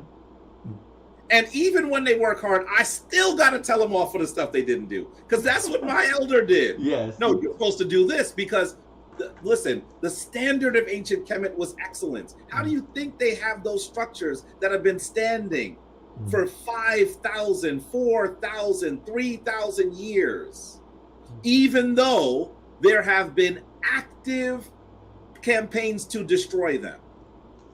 How do you think we see these masterworks of art that were created beautifully and were sealed in tombs that were never supposed to have human eyes look at them again? You have to actually believe in excellence. And so when you have that standard, you have to really live into it. So that's what I'll say. And folks, I hope that you don't get too much of the frustration that I have around this topic. I'm certainly frustrated with some of the things that have been said. It's annoying, frustrating. I really do hope that what we will do is we will come to a place where we have better discussions and that the slander won't continue, because that's what happened the other day. And I have to respond, because you know what, Sen Daniel? They're not just insulting me. They're insulting those 150 members of the Shrine. Yes. Yeah. And if I don't respond, they would respond. It's my job, as I am the top divine servant of the Shrine, to respond. So with that, I want to say to you folks. Wait, hold on, Jabari. Wait, hold on, Jabari. I want to say something quick. I just want to say, hey, I want to thank everybody for coming and joining us on EDPN Entertainment Debate Network with Jabari Osaze. And the Shrine showed up. They showed up. Did. You would think that the Magi, the newbies, came. Now, see, that's why I was saying. Now, listen. Imagine if we had put the call out a day in advance. Yes. So with that, what I would like to do is, with respect to the Shrine and the chat, Jabari, you haven't done it, but I'm going to ask you if you would like to bless the Shrine, and you could end this with a prayer. Yes. And close us out. Yes. First, let me say dua to all the Shrine members that came through. I wanted them to see a response because I know that they have been hearing about what has been happening. And I want them to know that I'm going to respond because we have to defend the institution that we are building. Not that I am building, that we are building. And I also want to say like and subscribe because Sen Daniel is a part of our community. It is important for you to support folks who are trying to do good work. Please like and subscribe to his channel. And finally, let me say that I am going to ask the ancestors and the Neteru to lift their lofty arms and put them around our community. Protect us from those who have still not come into consciousness. Allow them to recognize the error of their ways so that we can move of one accord. It is of critical importance, O ancestors, for us to be together. And those folks who intentionally or unintentionally have become agents against our unity, not uniformity, unity, are those that we ask you give greater wisdom. We ask that you assist them in their own study. They may not agree with us, but at the very least, they should recognize that we're all working to reclaim your legacy. I ask that the ancestors keep you healthy and safe so that you can continue to do their work, continue to resurrect their names, continue to rectify their legacy. And I ask that the Neteru ensure that this journey will be made straight. With that, I say Twanter, Twaluinter. Dua to you all. And dua to you, Sen Daniel, for taking all this time out. He didn't just take the time out for this conversation. This is conversation number 3. There's a lot of the things he could be doing. There's a lot of the things he can be doing. So I want to send him appreciation for doing it. Thank you, guys. And stay tuned. We'll bring some more stuff up. Watch out for Jabari. Maybe we'll get that debate with him and Garfield or somebody. Yep. And we'll keep bringing you the news as it comes. And we'll bring you everything under my eye. So y'all take care of each other. And bless. Peace.